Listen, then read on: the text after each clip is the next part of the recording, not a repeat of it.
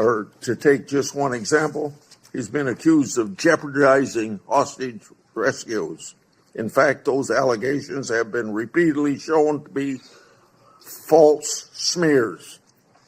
As numerous national security officials have said publicly and on the record, Mr. Patel played a critical role in returning Americans safely home and has done so through hard work and personal cost to him.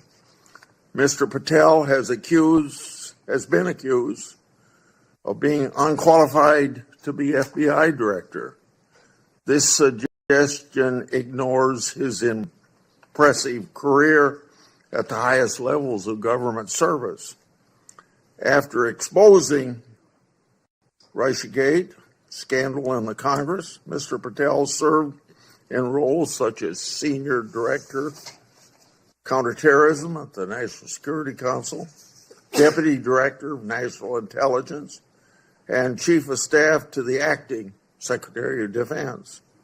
Mr. Patel managed large intelligence and defense bureaucracies, identified and countered national security threats, prosecuted and defended criminals. He's done this while fighting for transparency and accountability in the government. Mr. Patel has precisely the qualifications we need at this time when the FBI is not being respected by our public.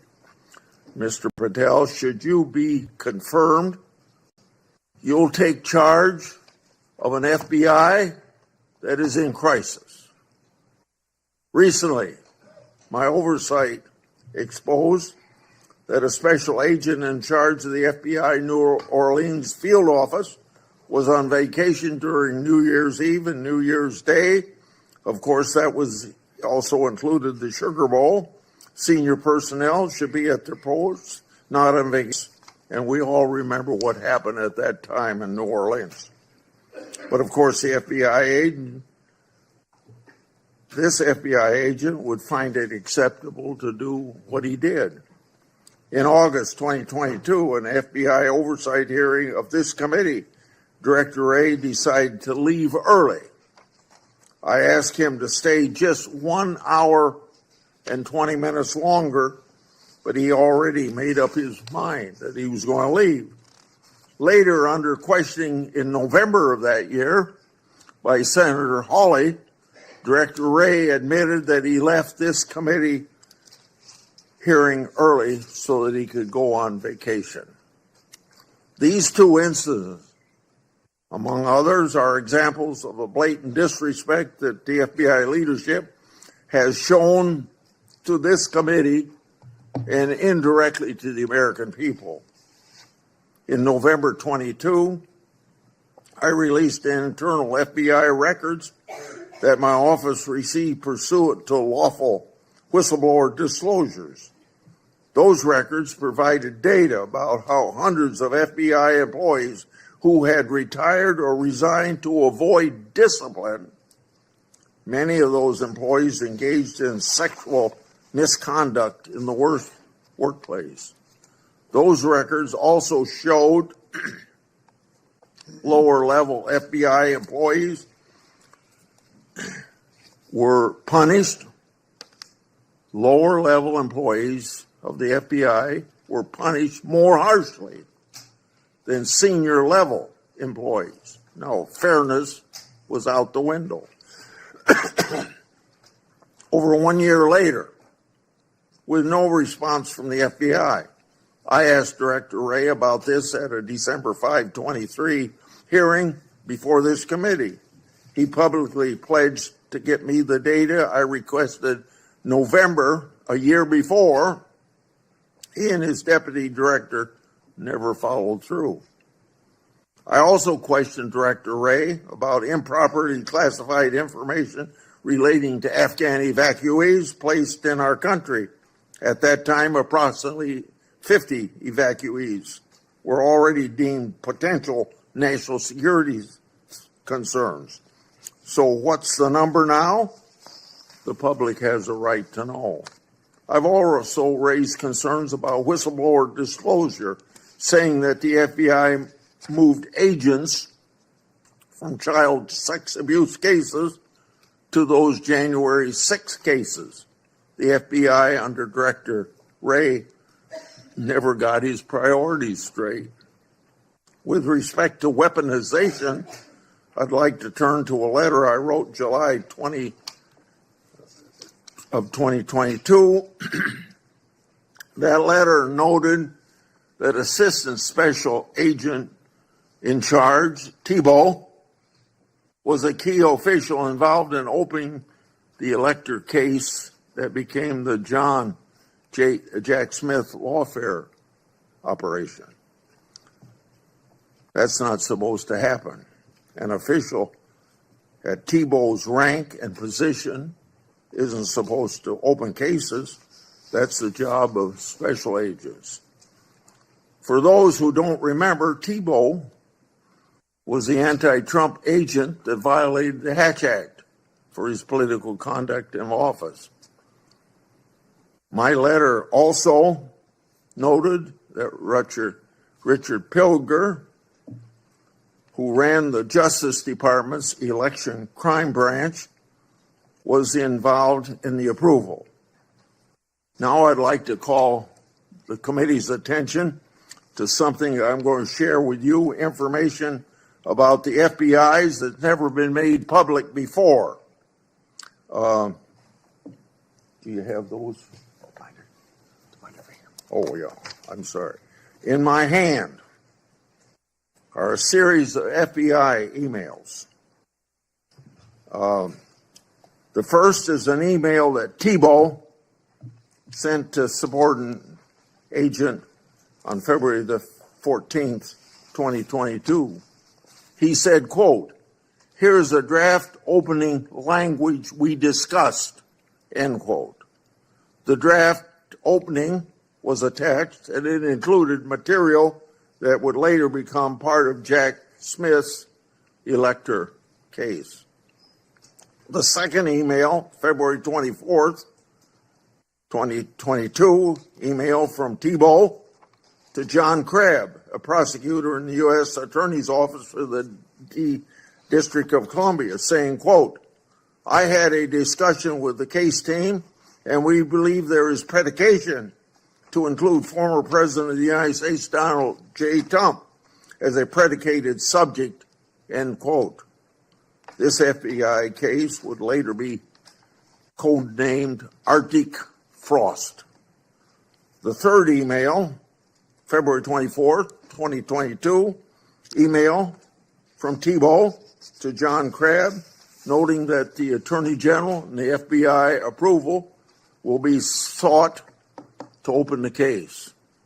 The fourth email, February 25th, 2022, email from Thibault, subordinate agent, saying they added Trump and others as a criminal subject to the case.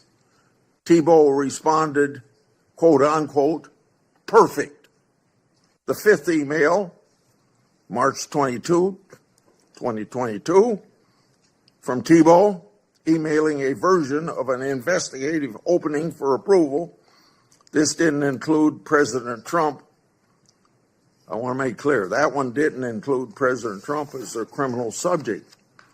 The sixth email is on April 11th, 2022, from Thibault approving the opening of Arctic Frost. The seventh email is an April 13th, 2022 email from FBI agent to Thibault stating that the FBI deputy director approved its opening. The eighth email on the same date had Thibault emailing John Crabb that the elector case was approved. Crabb responded, quote, "Thanks a lot. Let's talk next week," end quote. Between March 22nd and April 13th, other versions of the document opening the investigation existed because a ninth email shows that the FBI General Counsel Office made edits on March 25th. Was Trump still removed as an investigative subject? If so, which Justice Department FBI officials other than Jack Smith later added him for prosecution? I expect the production of all records on this matter to better understand the full fact pattern and whether other records exist. Notably, approval of these documents was also given by Richard Pilger. This committee has written about Pilger undermining the Justice Department's efforts during the 2020 election for partisan purposes. These emails and documents substantiate my July 2022 letter, which the FBI ignored. And I hope you, when you get there, won't ignore my letters. Partisan FBI agents and DOJ officials tried and ultimately succeeded in launching a full field criminal investigation and prosecution of the President of the United States. Justice Department and FBI leadership acted in concert to further a political scheme to take down Trump, just like they did with Crossfire Hurricane. They have yet to learn a lesson, and I hope you'll learn that lesson for them or teach that lesson. And their conduct, yet again, seriously eroded integrity of this once storied institution. As I've said before, if a politically charged investigation is to be open, it must be done the right way. And that didn't happen here. Mr. Patel, in my time, I've never seen our law enforcement intelligence community institution so badly infected with political decision making. And I say intelligence community because you know what happened when 55 people, former or present intelligence agencies, signed a letter in 2020 that the laptop was a Russian hoax, as an example. So all of this is these institutions breaking faith with we the people. Mr. Patel, you must be fair, you must be consistent, but you must be aggressive. Your actions must be based on accountability, and transparency brings accountability. Should you do so, you'll have my support. And remember, either you're going to run your agency or the agency's going to run you. And the agency certainly ended up running Director Wray and probably people before him. Without objection, I'm going to put in this letter in the record, and this letter is sent to Director Wray December the 9th last year, calling for him and his deputies to step down, and it's titled, quote unquote, failures. Now I turn to Ranking Member Durbin. Thank you, Mr. Chairman. I appreciate your commitment to the Judiciary Committee's longstanding bipartisan practice of vetting presidential nominees. A little history. The FBI dates back to the start of the last century, 1908, when then Attorney General Charles Bonaparte organized a special agent force. J. Edgar Hoover became director of the FBI in 1924 and led the Bureau for 48 years until his death in 1972. He is credited with professionalizing the Bureau and developing its investigative ability. However, with little or no oversight, Hoover also used the Bureau's investigative powers improperly. He infamously directed the FBI to spy on Dr. Martin Luther King Jr., Thurgood Marshall, and other civil rights leaders of the day. In 1975, the United States Senate created Frank Church's committee, and they disclosed widespread abuses by the FBI and other U.S.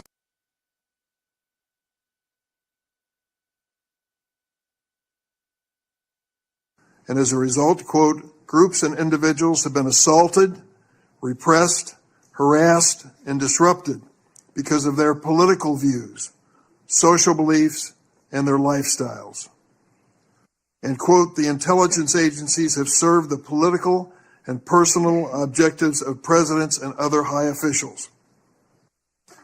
The Hoover era of the FBI, the Watergate scandal, and the findings of the Church Committee highlighted the risk of political interference in FBI investigations and led to significant, important reform.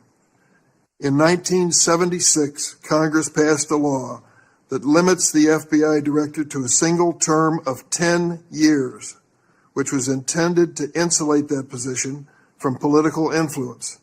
And critically, we made the FBI director's appointment subject to the advice and consent of the Senate. That's why we're here today. Since 1935, the motto of the FBI has been fidelity, bravery, integrity. These qualities represent the Bureau's core values and the high standards that are expected of all of its employees, including the director of the FBI. After meeting with Mr. Patel and reviewing his record, I do not believe you meet this standard. Mr. Patel has neither the experience, the temperament, nor the judgment to lead an agency of 38,000 agencies and 400 field offices around the globe. During the time I've served on this committee, I've had the opportunity to consider 4 FBI director nominations. Each one was a Republican, and I voted for all of them. My concerns about the director of the FBI are not partisan. As much as Republicans claim that President Biden and former Attorney General Garland weaponized the FBI, let's look at the record.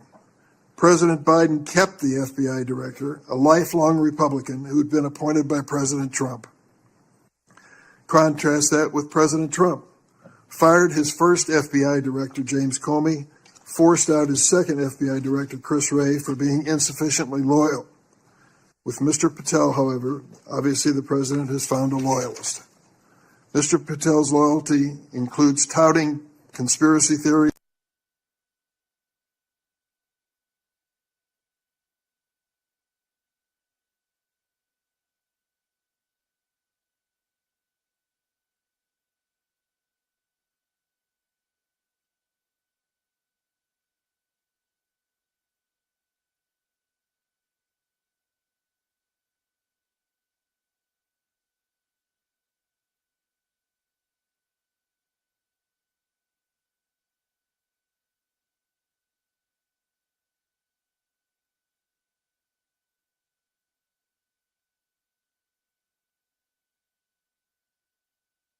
among them are Democrats and Republicans, including former Trump administration officials like the former Secretary of Defense Esper.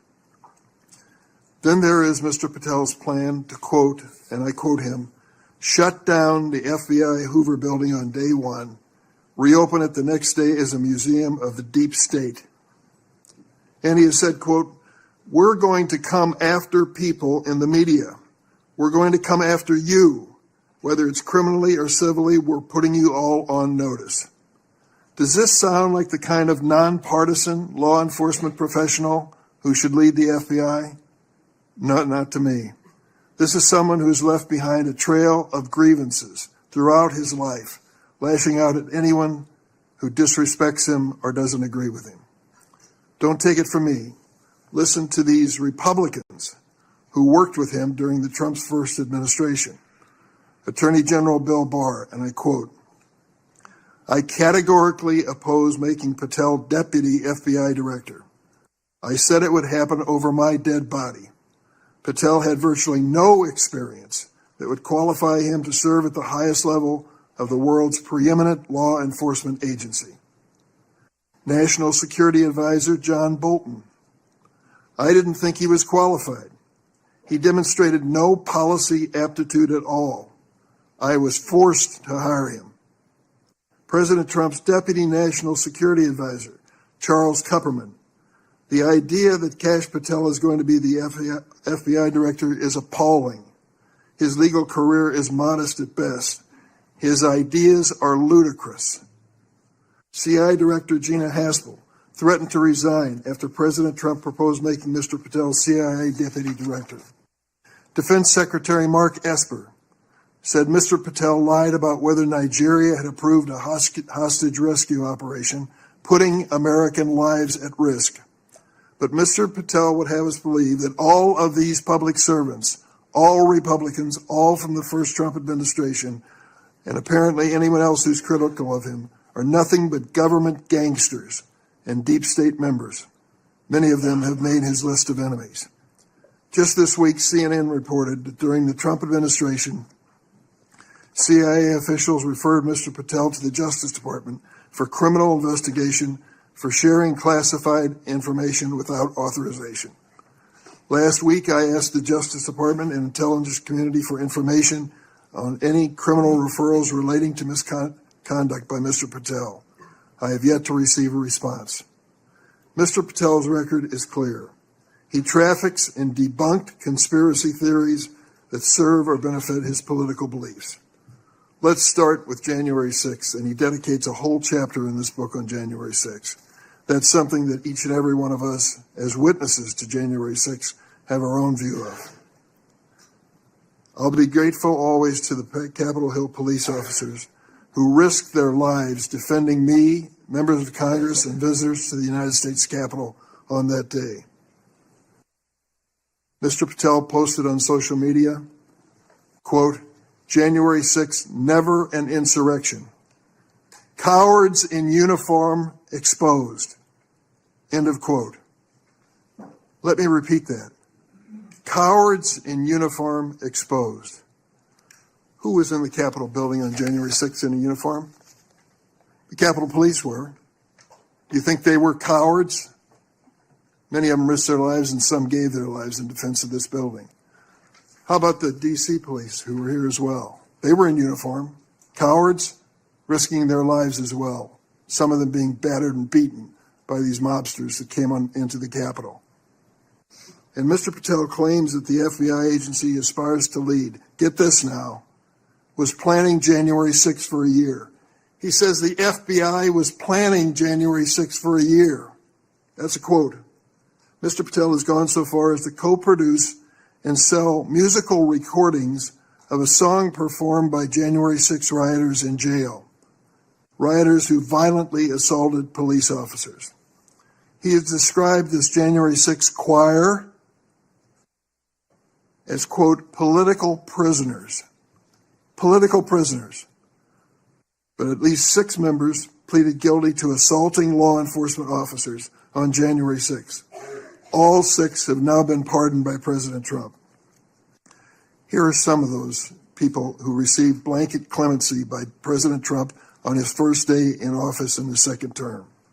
Julian Cater assaulted Capitol police officers with pepper spray, incapacitating 3 officers. Ryan Nichols sprayed pepper spray on multiple police officers. After the attack, Nichols posted on Facebook, and I quote, "So yes, I'm calling for violence and I will be violent."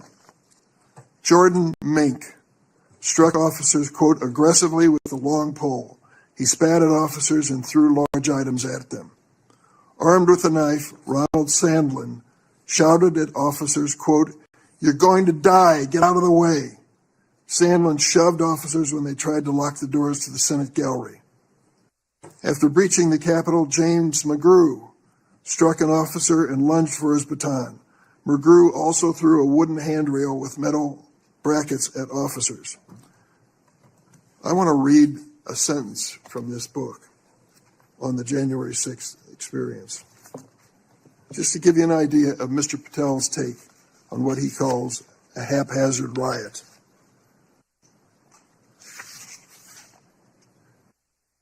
By everything we could see, the crowd at the Capitol was unarmed or armed only with non-lethal objects like bottles, flagpoles, or bike racks. Mr. Patel has also peddled conspiracy theories for his own financial benefit, promoting a line of dietary supplements that claim to help people detox from COVID-19 vaccines. During my time on this committee, I was fortunate to get to know and work with former FBI Director Bob Mueller. I met him a few days after 9/11. That's when he took over the FBI. I trusted him, I worked with him, I did everything I could to help him, because I believed that the FBI was a critical central agency in restoring America's confidence that we were safe. Bob Mueller was an extraordinary man. Oh, he was a Republican, make no bones about it. He said it and admitted, and I knew it. He comes from the San Francisco area. And when he was in college and graduated, a friend of his a year ahead of him had enlisted in the Marine Corps and was killed in Vietnam.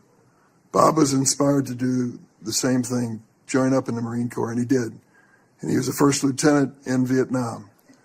He received a Bronze Star with a Valor Pin, and he also received a Purple Heart. He was injured in battle. I read about his experience because after he was healed from that wound to his leg, he returned to combat. He was just that kind of fella. Regardless of party, he was a real American. He was a longtime federal prosecutor, a U.S. attorney, the head of the DOJ's criminal division, and acting deputy attorney general before he became head of the FBI. After 9/11, I worked with him, and we had a good relationship, a professional relationship. We didn't always see eye to eye, but I respected him so much for what he had given to this country. In this book, Mr. Patel calls Director Bob Mueller, quote, a swamp creature. With all due respect, Mr. Patel, I've not worn the uniform of this country, and neither have you. To think that you would denigrate Bob Mueller's service to our country and call him a swamp creature is an indication of the depths your political views take you. The FBI plays a critical role in keeping America safe from terrorism, violent crime, and other threats.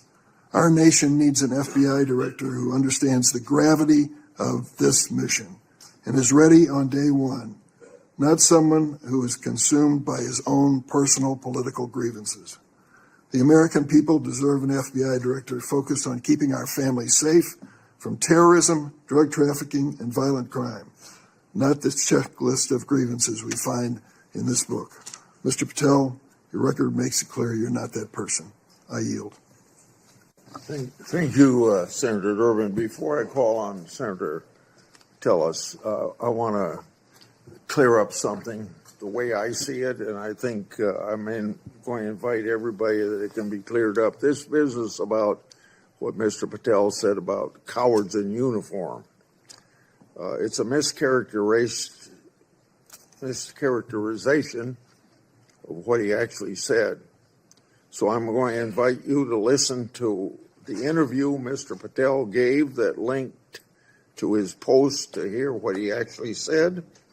When he said cowards in uniform, he was talking about senior Pentagon leadership failing to mobilize the National Guard to protect the Capitol. His comments had nothing to do with police. Mr. Patel made his comments while discussing an article in the New York Times exposing grave miscommunication between the Department of Defense and the D.C. National Guard. So I would encourage people to follow up on that. Senator Tillis. Thank you, Mr. Chairman, Ranking Member, colleagues on the Senate Judiciary Committee. It's my honor to introduce Kash Patel, President Trump's nominee to be FBI Director. I've completed due diligence on his life and career, and I'm convinced that Kash possesses significant expertise and ironclad commitment to justice, and he's an outstanding choice to lead the FBI. Kash's parents are Indian immigrants of Gujarati ancestry. They're up here in the front row. The Gujarat state is a melting pot of religions, including Hinduism, Islam, Jainism, with temples, mosques, and other religious sites scattered across the state. His father was raised in Uganda, but his family had to flee the country to escape repression under Idi Amin. His mother was born in Tanzania. They met and married in India and ultimately made their way to New York City by way of Canada, where his parents, along with 7 brothers and sisters and their spouses and at least a half a dozen kids, lived under the same roof. His parents raised Kash in the Hindu faith, and they instilled in him the values of hard work and education. Kash is a devout Hindu, and consistent with his faith, he's shown respect to people of all faiths. Kash attended the University of Richmond, where he earned his bachelor's degree in criminal justice and history. He went to Pace University School of Law, where he earned his JD, and an international law certificate from the University College of London Faculty of Laws. Kash began his career as a public defender in Florida, where he led or co-led more than 60 jury trials in state and federal court. Kash clearly demonstrated a devotion to upholding the rule of law and defending the rights of individuals. Kash led the defense of Jose Buitrago in United States versus Buitrago, a high-profile case in Florida in 2015. Buitrago was one of the Colombian nationals arrested in a major drug bust involving Operation Backrim.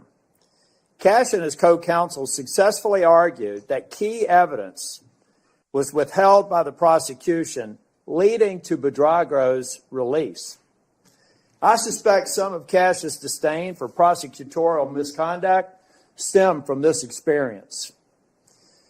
Kash was hired as a senior counsel on the House Permanent Select Subcommittee on Intelligence Committee, in 2017. He told me he distinctly remembers my friend Trey Gowdy comments shortly after they were introduced. He said in Trey's dialect, "Kash, Congress is where righteous investigations go to die. I hope you're ready." I think Kash was ready, and he went on to establish a solid reputation for pursuing the facts, and from there, he held senior posts at the NSC, the Department of Defense, and the DNI. Since leaving the administration in 2020, Kash has written articles and books on national security, law, and governance. Through his work as an author, Kash continues to advocate for justice and transparency, and to be ever vigilant in defending our great democracy and the rule of law.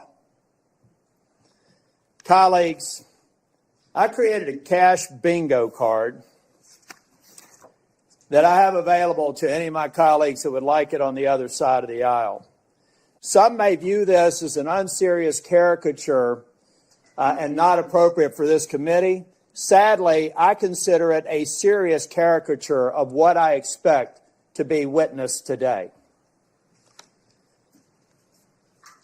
I think we'll have words like enemies list and deep state. I've already X'd out 4 boxes in the opening statements alone.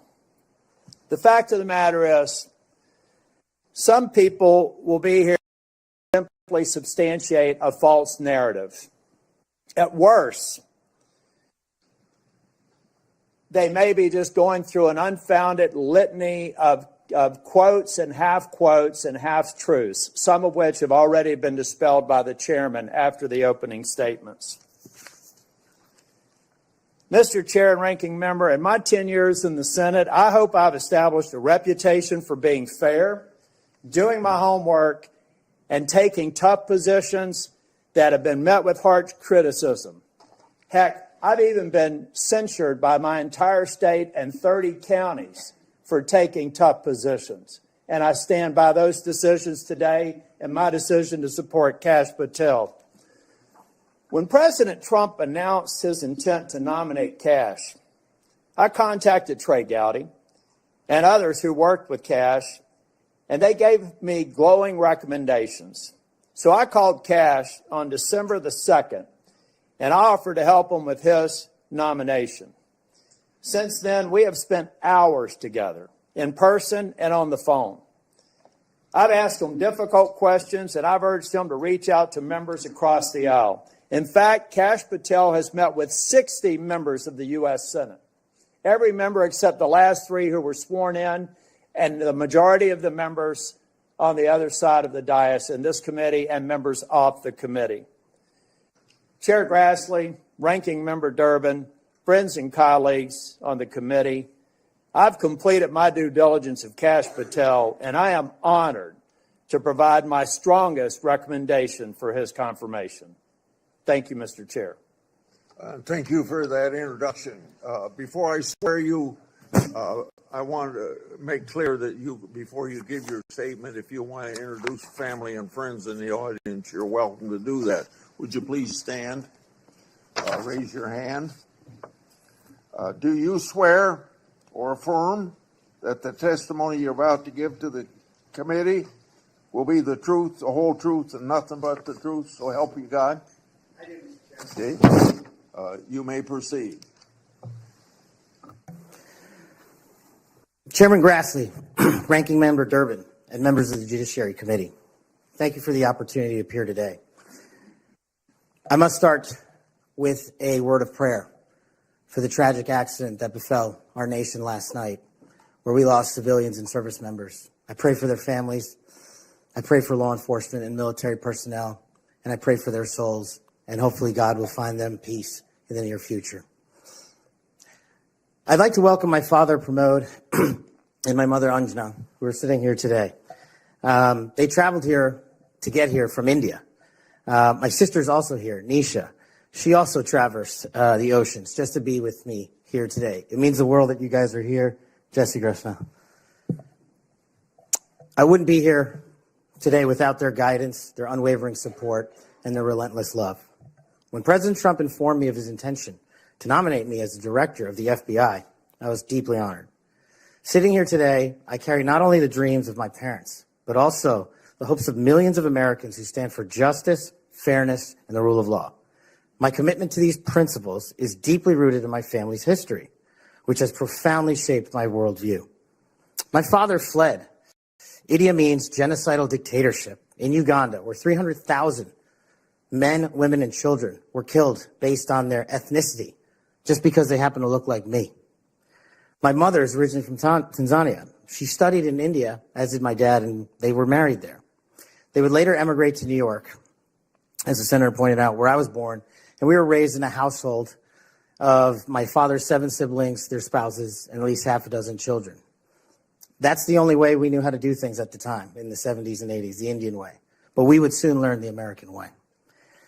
These values have shaped driving in 16 years of government service.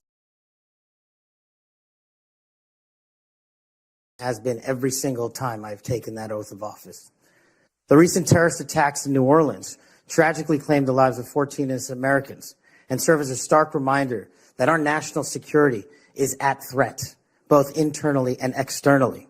The FBI and the Department of Justice, where I served, play a pivotal role in securing our freedoms and our safeties for American citizens. If confirmed as the next FBI director, I will remain focused on the FBI's core mission. That is to investigate fully wherever there is a constitutional factual basis to do so, and to never make a prosecutorial decision that is solely the providence of the Department of Justice and the Attorney General. For the first 8 years after law school, I served as a public defender, first for Miami-Dade County and later for the Southern District of Florida. During that time, I represented some pretty awful human beings, charged with some pretty heinous crimes. But what I learned there was the core value that has been enshrined in me since, that due process must be provided without bias to all Americans. And if we cannot provide due process to the worst, then there can be no due process for anyone, and our constitutional republic fails. But I battled on that hill for that due process. I would later serve in the Obama Justice Department as a terrorism prosecutor in the National Security Division, where we successfully contributed to the prosecutions of terrorist organizations like Al-Qaeda, Al-Shabaab, and others. I was honored to receive the 2017 Assistant Attorney General's Award from Loretta Lynch for my work in helping the Ugandans bring members of Al-Shabaab to justice for murdering 74 innocent people, including an American. I would also receive the Human Intelligence Award from the intelligence community for related work on that mission. My experiences at the National Security Division and would later be followed by my experiences on the National Security Council as Senior Director for Counterterrorism, and later as the Deputy Director of National Intelligence, responsible for the production, creation, and promulgation of the Presidential Daily Briefing, our nation's most sensitive classified information and secrets to protect our country. My time in the White House was preceded by my time right here in Congress as a staffer on the House Intelligence Committee, where I spearheaded the investigation that exposed serious FISA, Foreign Intelligence Surveillance Act, abuses by members of the Department of Justice and the Federal Bureau of Investigation. That misconduct eroded the public trust in our FBI. The erosion of trust, as Chairman Grassley pointed out, is all too low today. 40% of Americans have trust in the FBI. In order to get it back, there's a twofold track, Senator. One, violent crime is exploding in this country, and we cannot afford them to allow it to run away. We must tackle violent crime. Just in 2023 alone, there was 100,000 rapes, 100,000 drug overdoses, and 17,000 homicides. The priority of the FBI, if I'm confirmed, will be to ensure that our communities are protected and safeguarded and our children have parks to play in and not needles to walk over. The way we do this, we let good cops be cops. We let law enforcement and we provide them with the tools necessary and resources they need to get after violent crime. The second way we do this on equal track is aggressive constitutional oversight from Congress. The public trust can only be restored if there is full transparency, and I am committed to that full transparency. Members of Congress have unfortunately submitted hundreds of questions that have been unanswered by the FBI in recent times. That will not occur if I am confirmed. All appropriate requests for information will be responded to expeditiously and fully. I'm committed to working alongside the dedicated men and women of the FBI. They are warriors of justice, and I will always have their backs because they have the backs of the American people. I look forward to answering your questions, and I want to take a moment to thank my family, my friends, people who traveled here, and my entire team that has made this day possible. God bless America, and I look forward to your questions.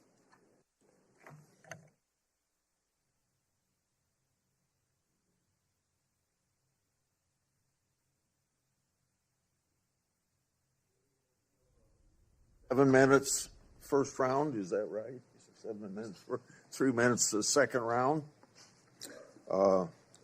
Mr. Patel, I'm not going to go through all the things that you've done through your career because I said those in my opening statements, but Democrats on the committee say you don't have experience. What are you most proud of from your career in public service? Mr. Chairman, I appreciate the question. It's really humbling to be afforded the opportunity to have served this country for 16 years. But I think what I'm most proud of is my work in national security, protecting the no-fail mission, returning American hostages, killing high-value terrorists that brought hate and destruction to our shores. I've served that mission in Democratic and Republican administrations, and it is the one mission that we cannot fail, and it is the one mission where the FBI must play a critical role. Okay. As you well know, and you and I discussed this in my office, whistleblowers are critical to rooting out waste, fraud, and abuse. Their courage to come forward and make legally protected disclosures about government wrongdoing benefits the country. I think they're politically, they are good American citizens, just want the government to do what it's supposed to do. I think they're treated by bureaucracies, not just in the FBI, but throughout the bureaucracy, like skunks at a picnic. Will you protect whistleblowers from retaliation, unlike former Director Wray, and promote a culture at the FBI that values whistleblowers' important contributions? Absolutely, Mr. Chairman. I share in your beliefs about the importance of whistleblowers. So we've spent a lot of taxpayers' money ruining whistleblowers.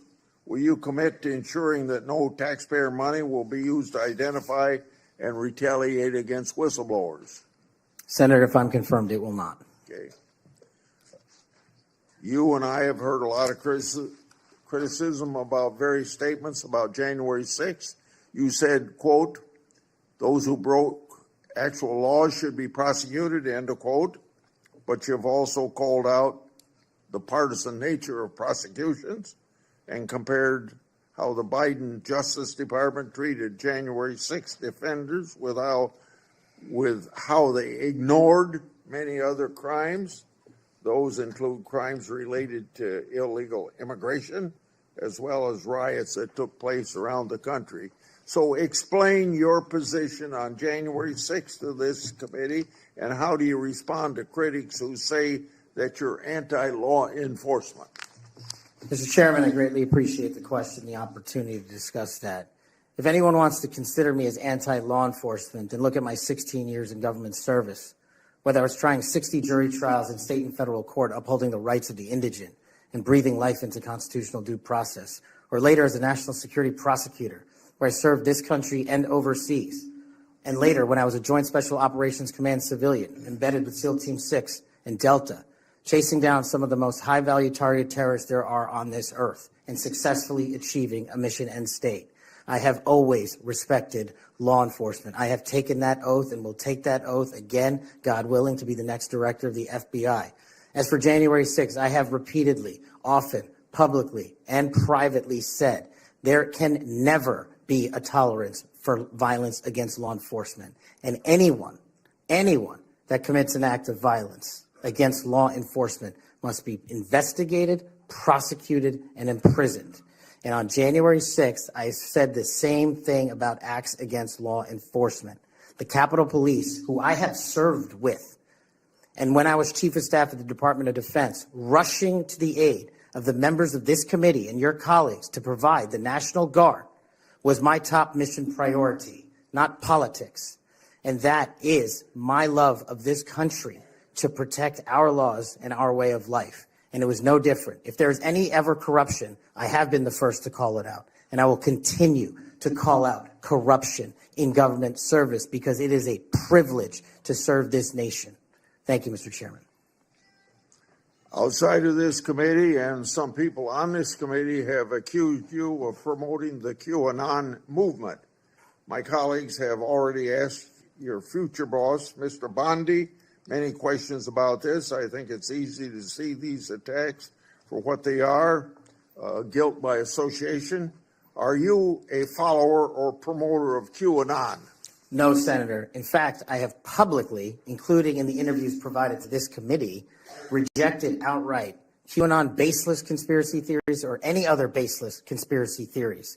They must be addressed head on with the truth, and I will continue to do that. And I will always continue to support Americans who support law enforcement, our military, and want a secure border. Over the past 4 years, the FBI and Justice Department have weaponized law enforcement towards partisan ends.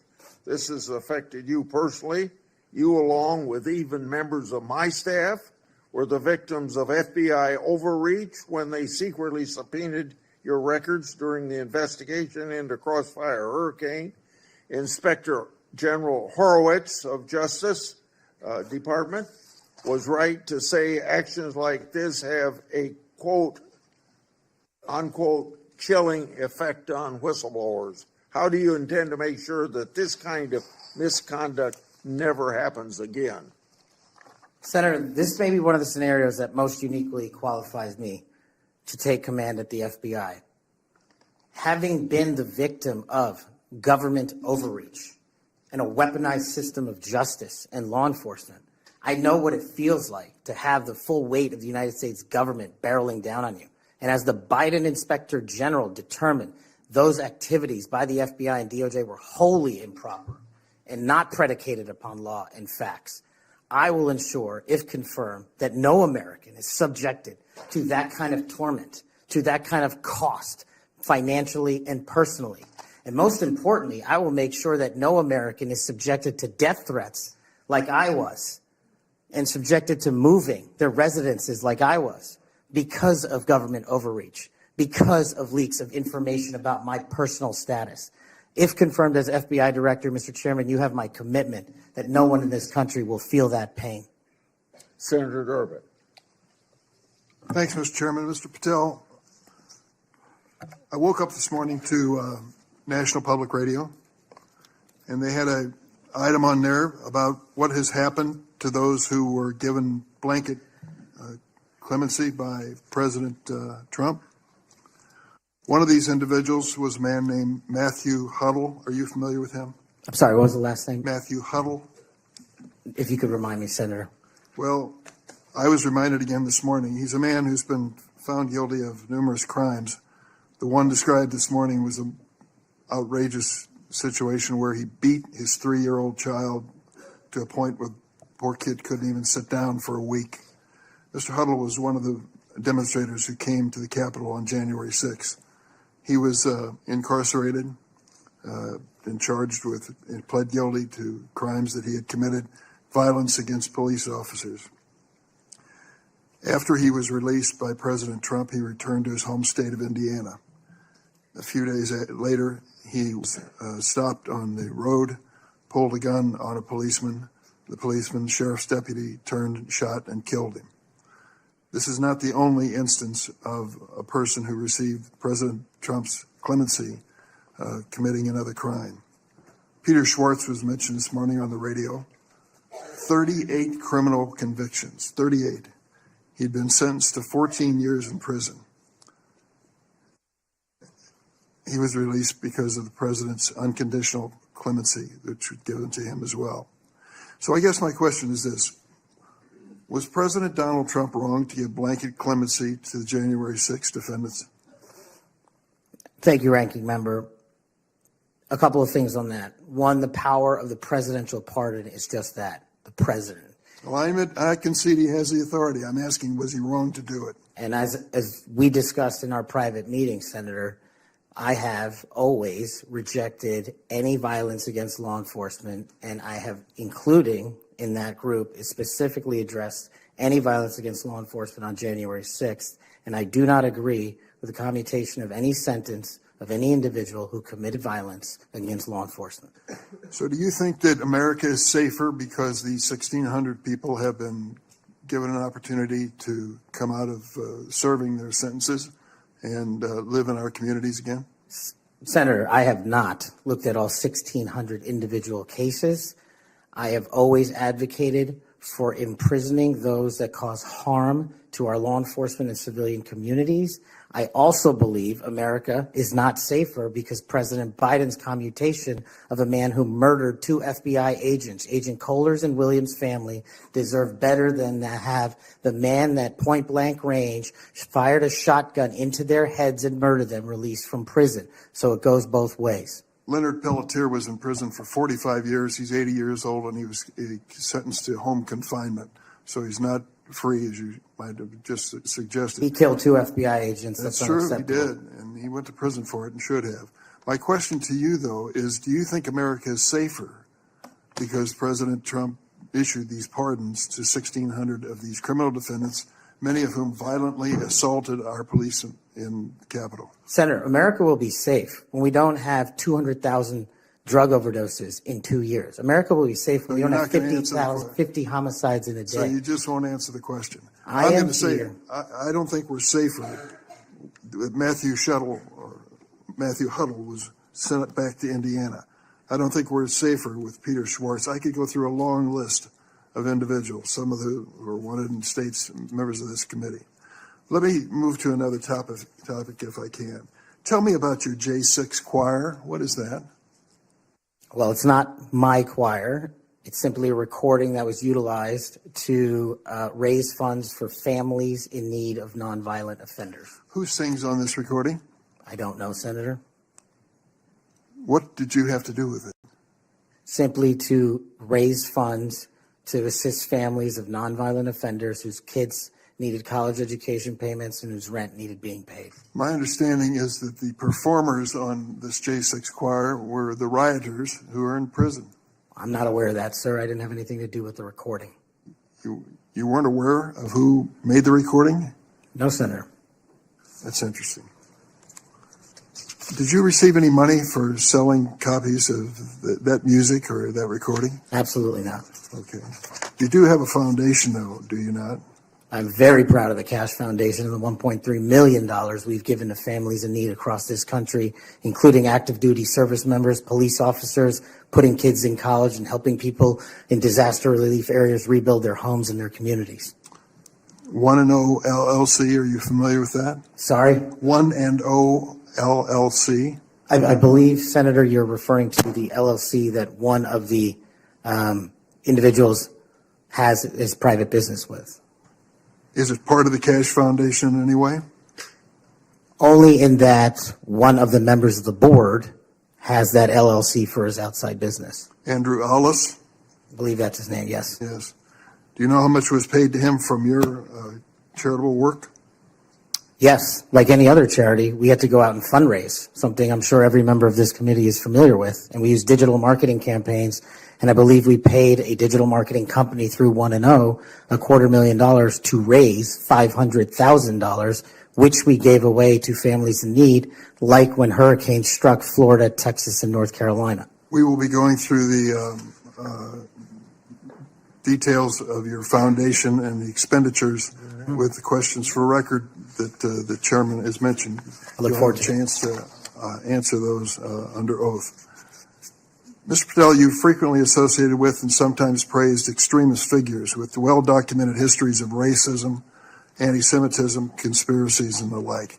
In September of 2023, you appeared with Laura Loomer at an event promoting your book, this one here.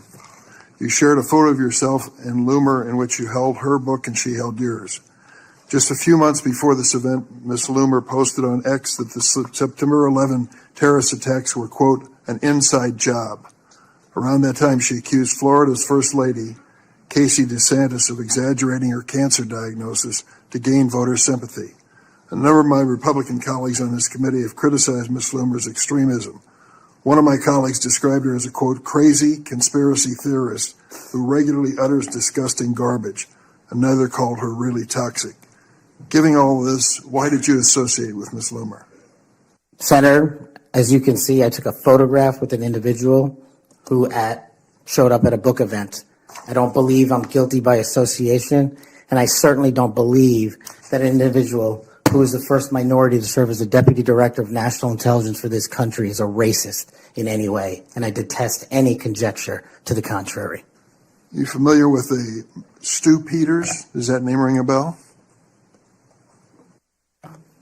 I'm sorry, what? Are you familiar with Mr. Stu Peters? Not off the top of my head. He made 8 separate appearances on his podcast. He promoted outrageous conspiracy theories and worked with a prominent neo-Nazi. There are more, Ted Nugent, it goes on, list goes on. I'm just asking, when it comes to your association with individuals, why are so many of them in this category? My association, as you loosely define it, is by appearing in media over 1,000 times to take on people who are putting on conspiratorial theories and to devour them of their false impressions and to talk to them about the truth. That is something that I will always continue to fight for, Senator. Senator Graham. Thank you. We'll eventually talk about the FBI. That's the job you're up here for, right? Have you ever been subject to racism as an individual? Unfortunately, Senator, yes. I want to get into those details with my family here. Oh, let's get into a few of them. Tell me about it. Well, if you look at the record from January 6th, where I testified before that committee, because of my personal information being released by Congress, I was subjected to a direct and significant threat on my life. And I put that information in the record. I had to move. In that threat, I was called a detestable, and I apologize if I don't get it all right, but it's in the record, a detestable sand nigger who had no right being in this country. You should go back to where you came from. You belong with your terrorist home friends. That's what was sent to me. That's just a piece of it. But that's nothing compared to what the men and women in law enforcement face every day. And that's why they have my support. Okay. Growing up, were you subject to racism? Yes, sir. Okay. Now, I think the reason you're here has a lot to do with your work on Crossfire Hurricane. Are you familiar with that FBI operation? I am, Senator. So Senator Durbin mentioned the church report and the history of abuse, but he failed to mention Crossfire Hurricane. He failed to mention the Horowitz report. Wonder why? If you're waiting for these guys over here to figure that out, you're going to die waiting. So this is the Nunes memo. You work for Mr. Nunes over on the House side? David Nunes? Sorry? Are you familiar with this memo by the Foreign Intelligence Service Act abuses Yes. the Department of Justice? Absolutely. Did you help write this memo? I did as a staffer. Okay, I'm going to put this in the record. Thank you. In this memo, you kind of dissected the abuses of Crossfire Hurricane, right? I did, Senator. And the Mueller investigation. So the Crossfire Hurricane investigators, two of them were Strzok and Page. Are you familiar with them? I am, Senator. Okay. It was opened up on July the 31st, 2016. And here's what Strzok said. And damn, this feels momentous because this matters. The other one did too, but that was to ensure we didn't F something up. This matters because this matters. So super glad to be on this voyage with you. That's the Page. And Page responds a couple of months later, he's not ever going to be President right, talking about Trump. Strzok, no, he won't. We'll stop it. Is it fair to say that the people in charge of investigating Crossfire Hurricane hated Trump's guts? Well, you don't have to take my word for it. That statement, along with the statements from the sources. Are during those the days operations- over in the FBI, you hope? Well, if they're not, they will be. Okay, good. You know who Carter Page was? I do, Senator. Do you know that the FBI secured warrants against him on 4 different occasions? Yes, Senator. Do you know that the information that they relied upon came from the Steele dossier? I do. Was it you that were able to find out that the Steele dossier was a bunch of crap? Yes, Senator. We followed the money and we exposed the fraud that was the Steele dossier.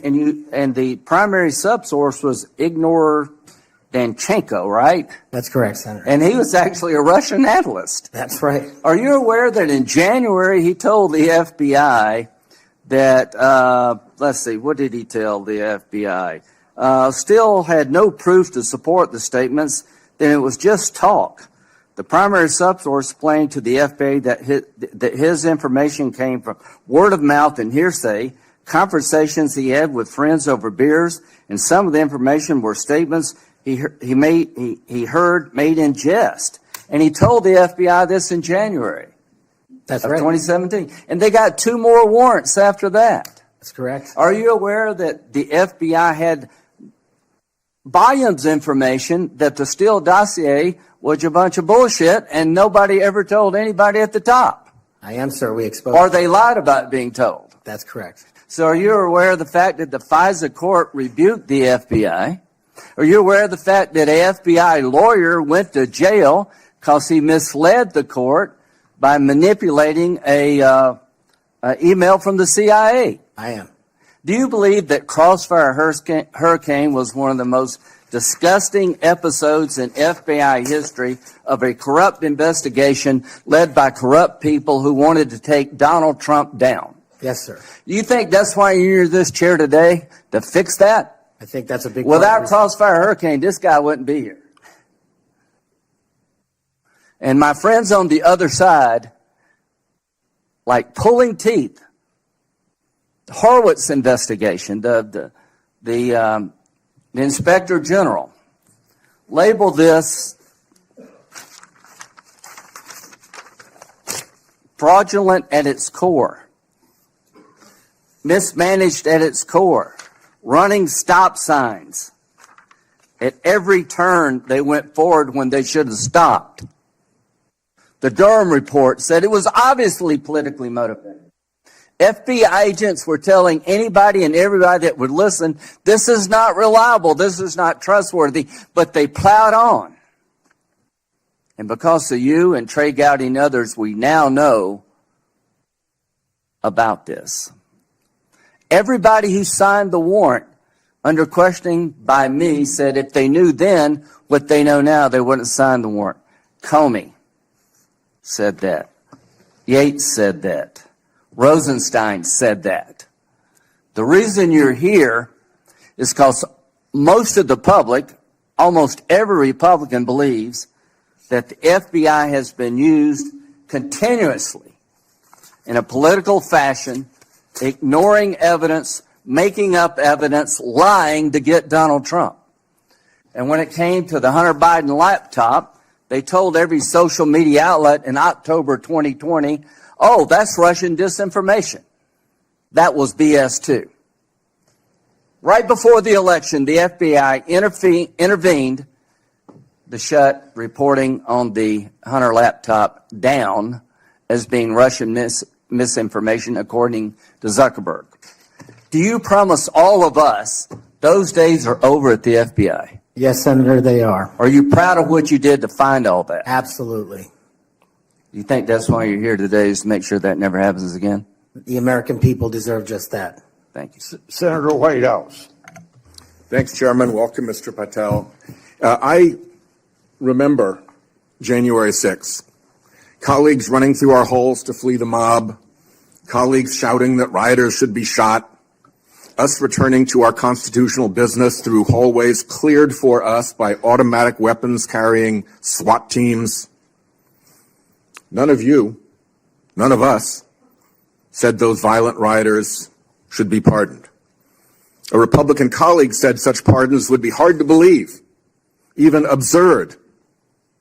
Your former colleague J.D. Vance said the violent rioters should not be pardoned. Even Jim Jordan said pardons would, and I quote, focus on all the people who didn't commit any violence. Well, Trump pardoned all of them. And there's a lesson in that. Every time you think Trump would never go that far, rethink that. We all seem to agree that violence against police is unacceptable, yet more than 600 people who physically attacked Capitol Police officers were just put back on the street, part of a 1,500-person personal Trump army, now out there with people who have proven themselves willing to do violence on Trump's call. In only 10 days, some are already back committing crimes. We've also tried as a committee together to address the dangers of illicit drug sales over the internet, and I assume we're all against murder for hire.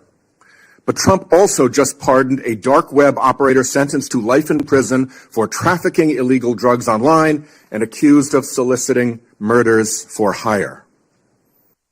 Those pardons, as Mr. Patel has said, are a mistake, but they are also a signal that we are entering a strange and dangerous time. That is the context for today's hearing. Warnings that the FBI could become Trump's enforcer, use the powers of law enforcement to stifle speech and dissent, punish political rivals of either party, and hand out free passes, get out of jail free cards to violent supporters are warnings we should heed. Here are some warnings of this nominee's Trump administration colleagues.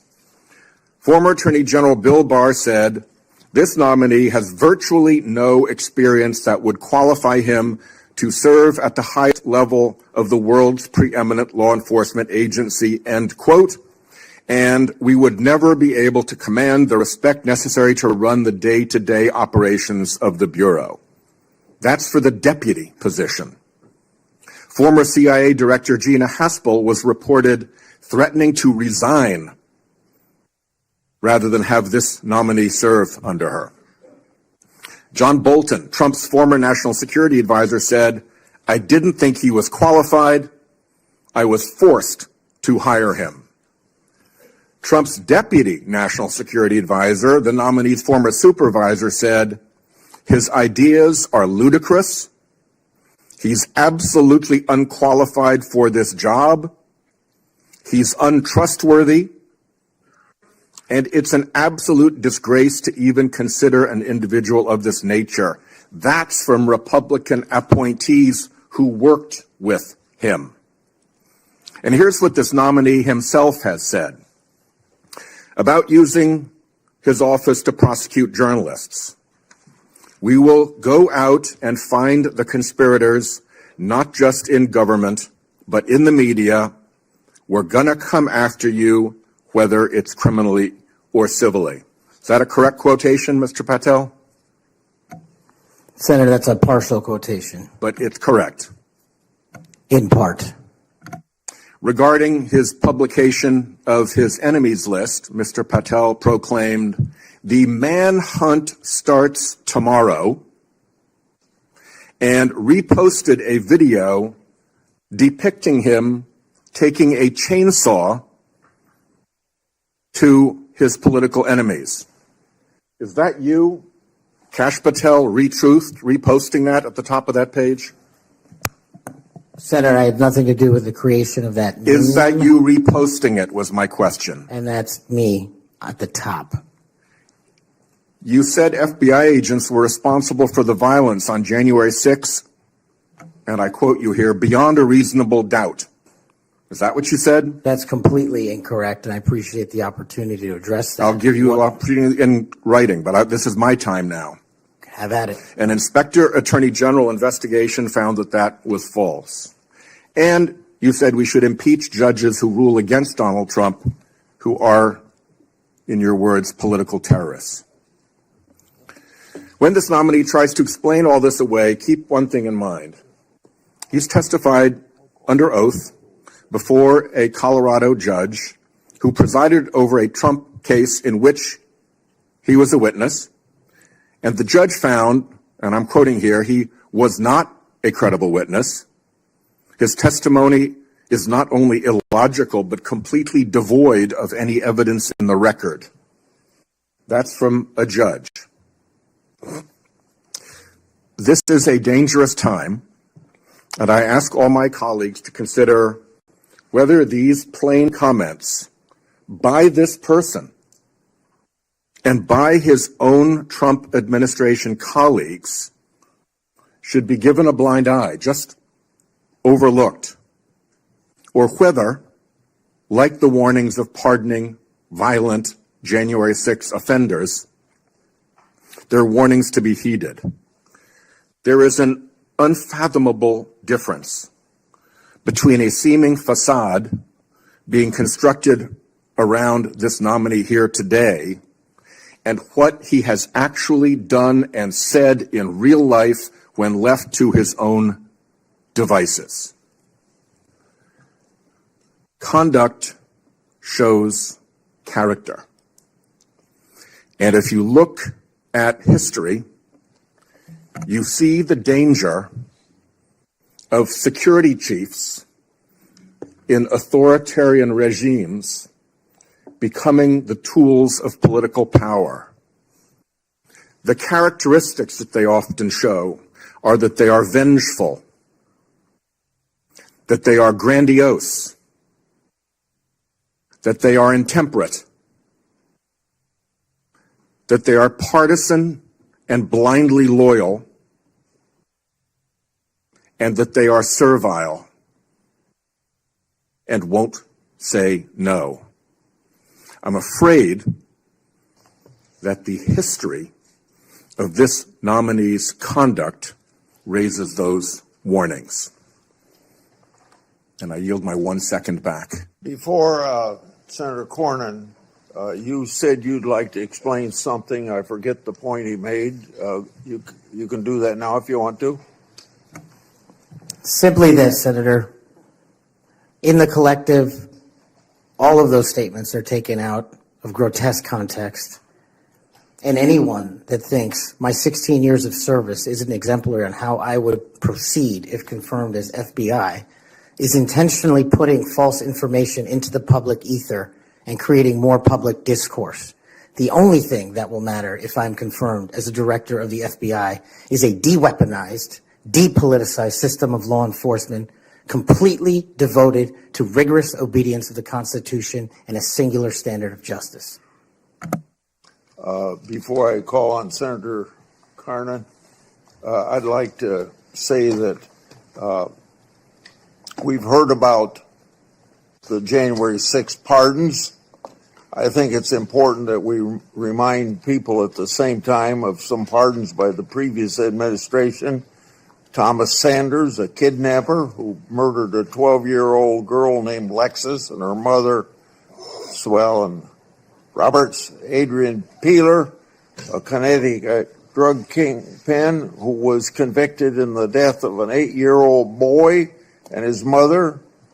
Leonard Peltier, that's already been referred to, that murdered two FBI agents, and even Director Wray, at that time former Director Wray, said that shouldn't have happened, and Judge Michael Conahan, who took kickbacks for wrongly sending juveniles for profit detention centers, and Alex Saab, who laundered illicit proceeds for narcotics terrorist Nicolas Maduro, and was a key connection between Venezuela and Iran, and 5 family members of his own family. President Biden did that.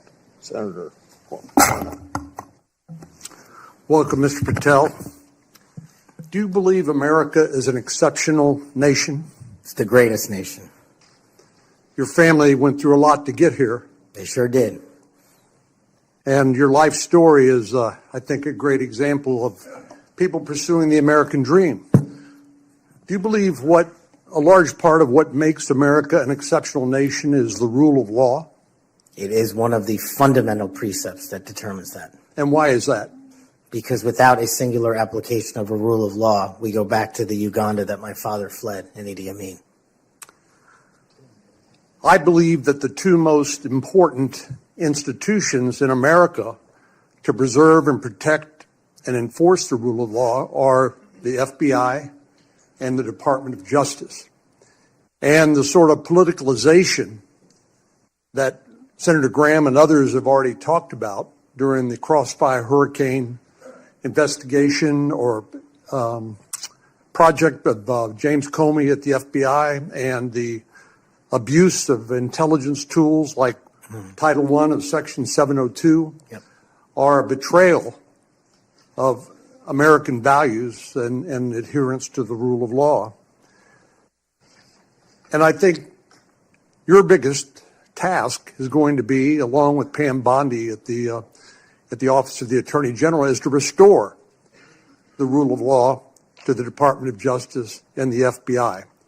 Are you willing to do that? Absolutely, Senator. Without regard to partisan affiliation or politics? Absolutely.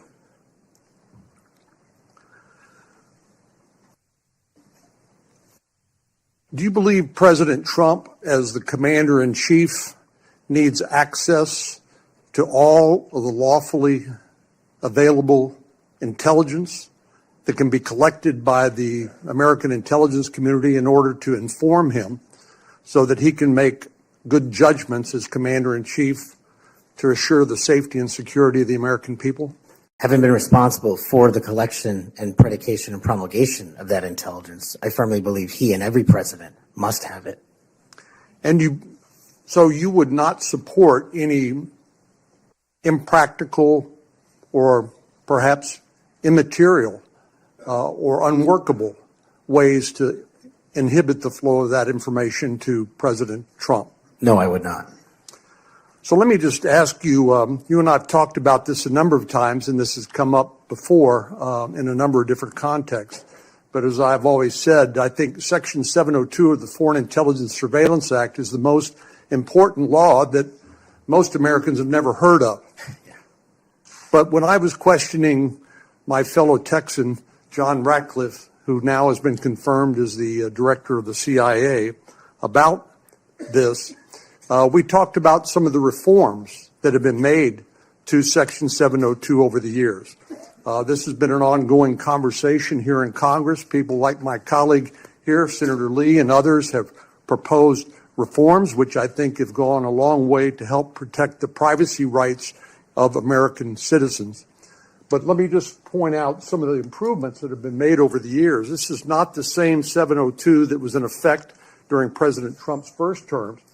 These are a number of things that we did together on a bipartisan basis to make sure that the balance between the national security interests of the American people and the privacy and constitutional rights of American citizens were protected. Do you agree with that? Yes, Senator, I do. And I think Senator Tillis, with his typical outstanding graphics, has a wonderful handout which lays all of that out. But one of the things that's come up, and we've discussed this, is the idea that in order to query lawfully collected intelligence under Section 702 that somehow, if a U.S. person's name is involved, that a warrant would be required. Now, you're a lawyer who's represented defendants as a public defender. You understand that what probable cause is required, what sort of evidence is required to be produced to a judge in order to get a warrant.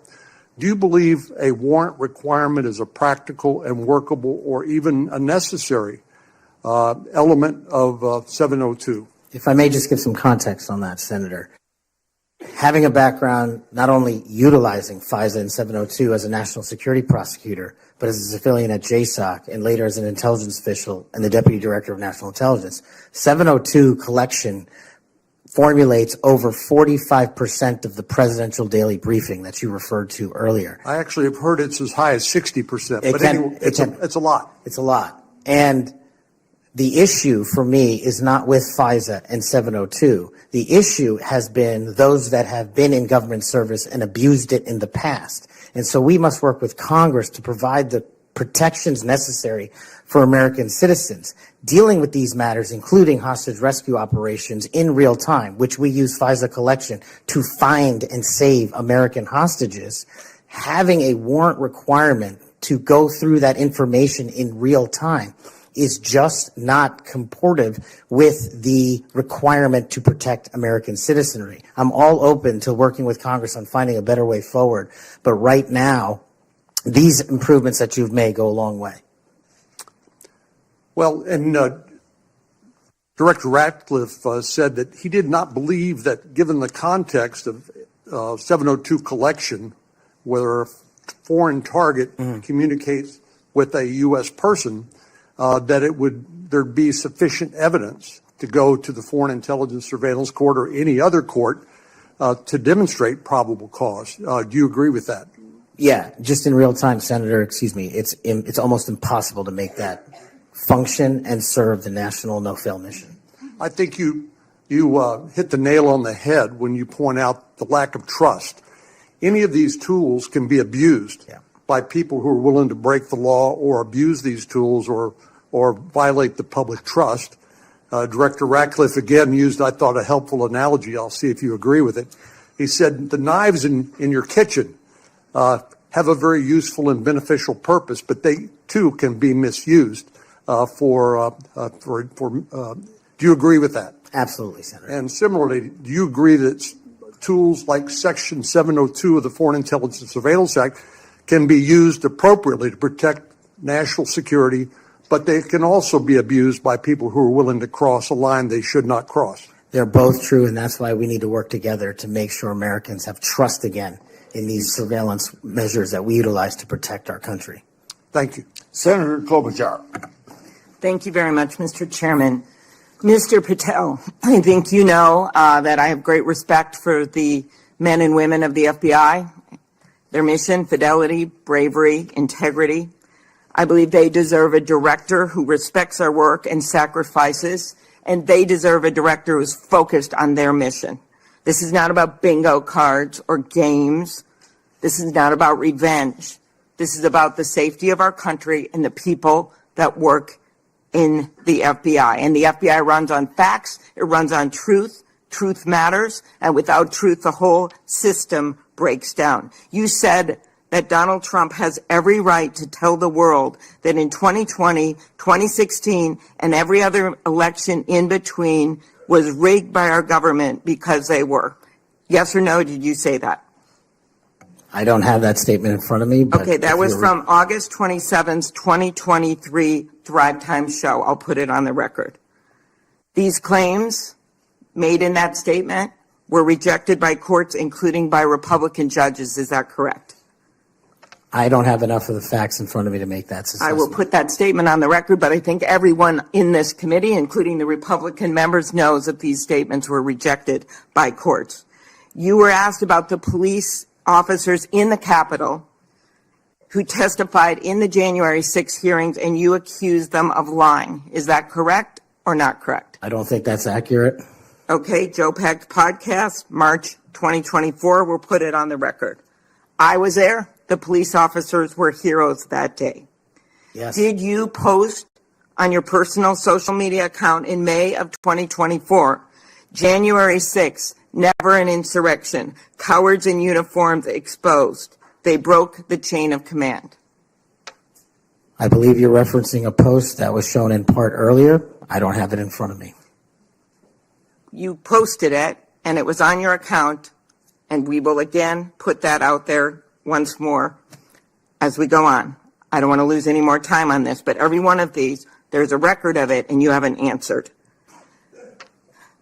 You promoted a COVID vaccine reversal or detox supplement. One scientist said, I quote, "None of these substances in any form would minimize side effects from a COVID-19 vaccine." That is preying on innocent people. Did you perform clinical trials before you made that claim? I'm not a doctor, so no. But you did promote this supplement and told people that it would reverse or mitigate the side effects from COVID vaccine. Did I give people an opportunity to make an independent choice for what's best for their families? Yes. You did that last year, correct? I don't have it in front of me again, Senator.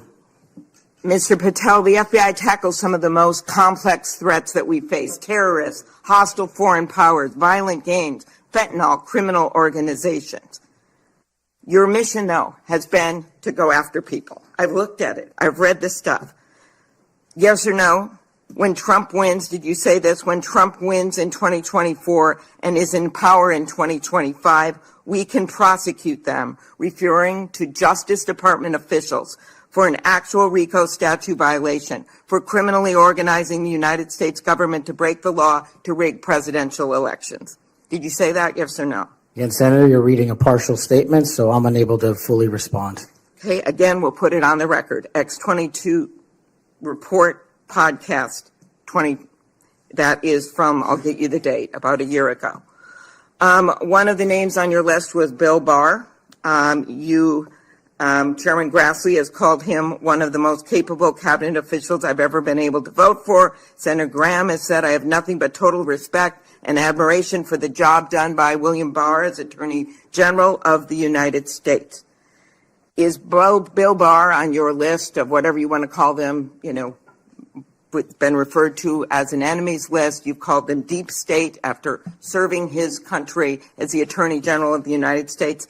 Is he on your list because of a personal vendetta? Well, it's not whatever we want to call it, Senator. With all due respect, it's not an enemies list. That is a total mischaracterization. I asked you, I actually used the words you used for the list, which was deep state, right? That's what you put at the top. It is a glossary against the Attorney General of the United States. Is it because of a personal vendetta that he's on the list? You're under oath. I have no personal vendetta against Bill Okay, Barr. he said about you, you would never be able to command the respect necessary to run the day-to-day operations of the Bureau. That was actually in writing in his book. He had virtually, about you, no experience that would qualify you to serve at the highest level of the world's preeminent law enforcement agency, and that your appointment, as noted by Senator Durbin as Deputy Director to the FBI, would happen over his dead body.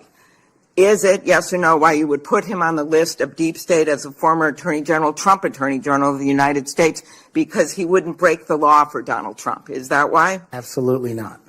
As you know, he repeatedly told the president in no uncertain terms that he did not see evidence of fraud that would have affected the outcome of the election. Did you say in February of 2021 that the election stuff was never my job and I stayed out of that stuff?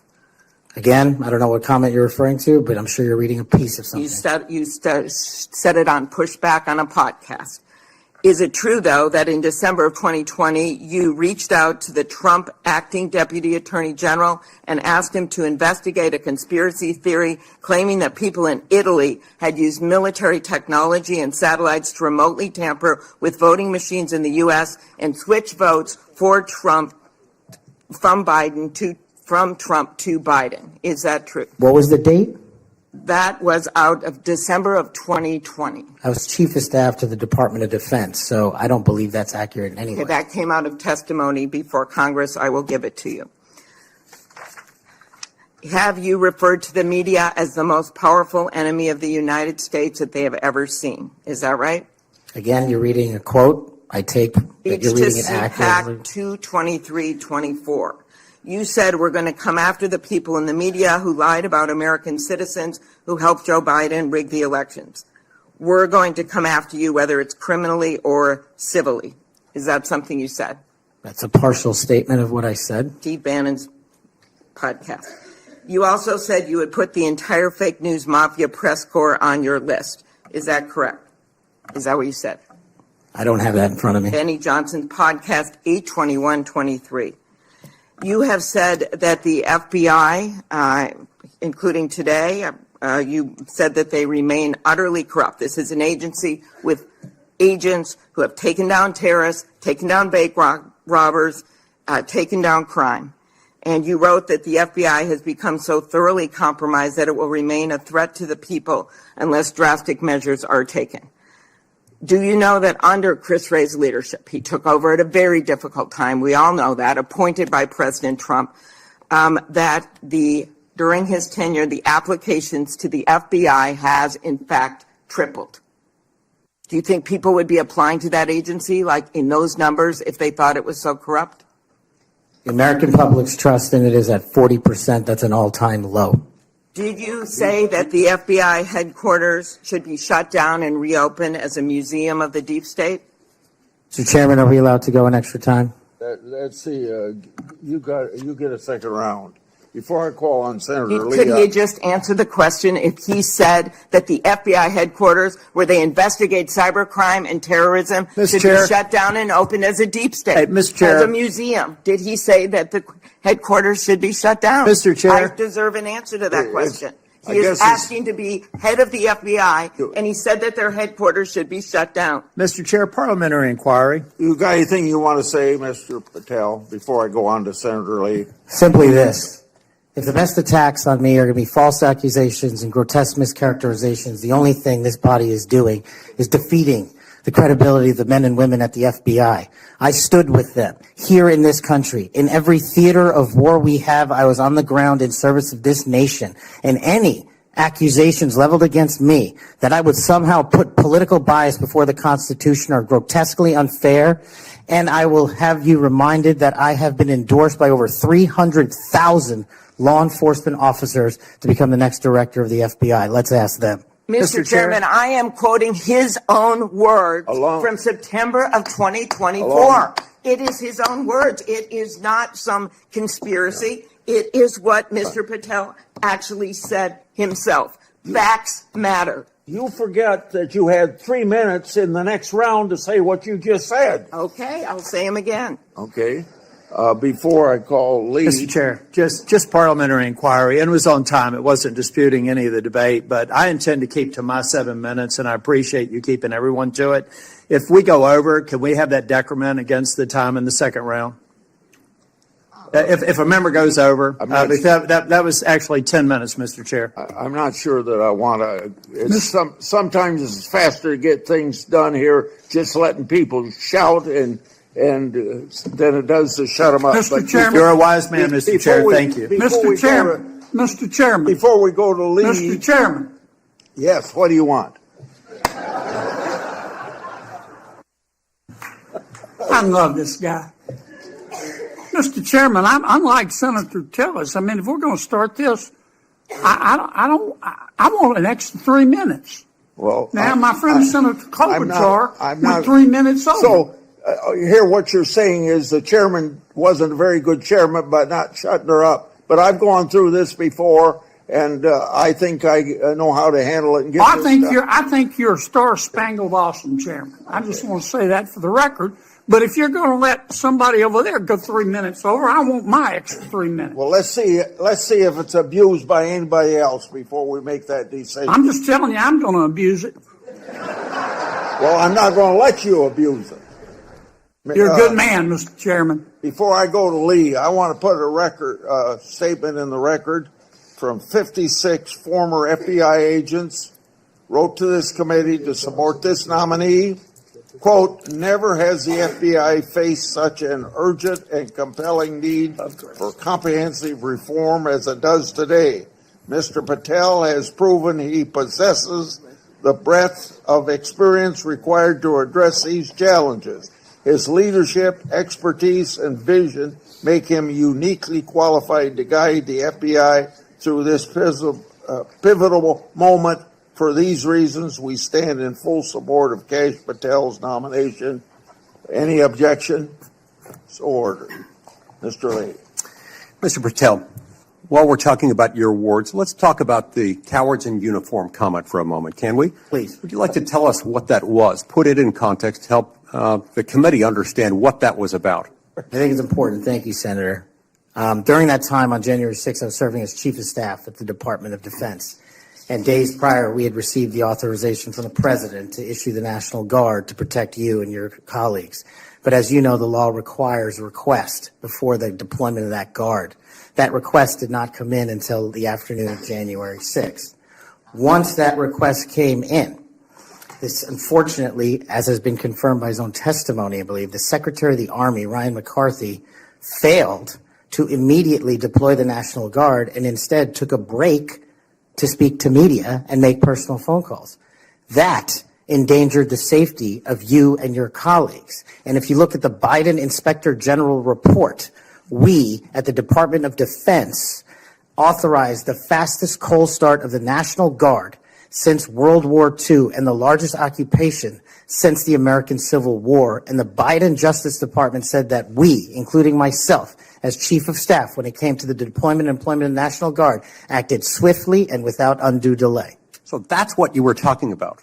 And that's why you had the reference to the UCMJ. Tell us what that means. The Uniform Code of Military Justice is for uniform officers who betray the code of justice and also act inappropriately. And I thought any delay to have the National Guard arrive on scene here must be called out, whether it was a fellow Republican or not, especially someone under my auspices running the Department of Defense. Okay, so moments ago when Senator Durbin displayed a chart with that quote, there was a reference in part of it to the UCMJ. That's what it was referring to. Yes, sir. Those were the cowards in uniform. Those people who didn't do what they were supposed to do, and a lot of people were put in danger as a result. That's correct, Senator. Okay, thank you. That's very good to know.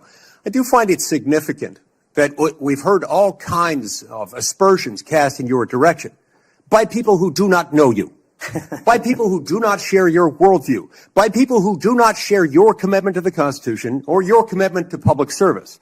I find it astounding that they're willing to say this amidst such great ignorance, and I find it equally heartening that the 56 former FBI officials who know you best, who have worked with you, who actually know who you are, who actually share your view of the Constitution, of the view that you ought to be a law enforcement agency and not a weapon of political warfare. These are the people who stand by you. Those who cast aspersions don't share those views. Would I be correct in surmising that? Yes, sir. Let's talk about the Fourth Amendment for a moment. The Fourth Amendment tells us that in order for the government to breach your expectation of privacy relative to your person, your home, your papers, if they want to search that, if they want to seize you, they've got to get a warrant. And that warrant has to describe with particularity the persons or places to be searched or to be seized and to connect them up with a showing of probable cause.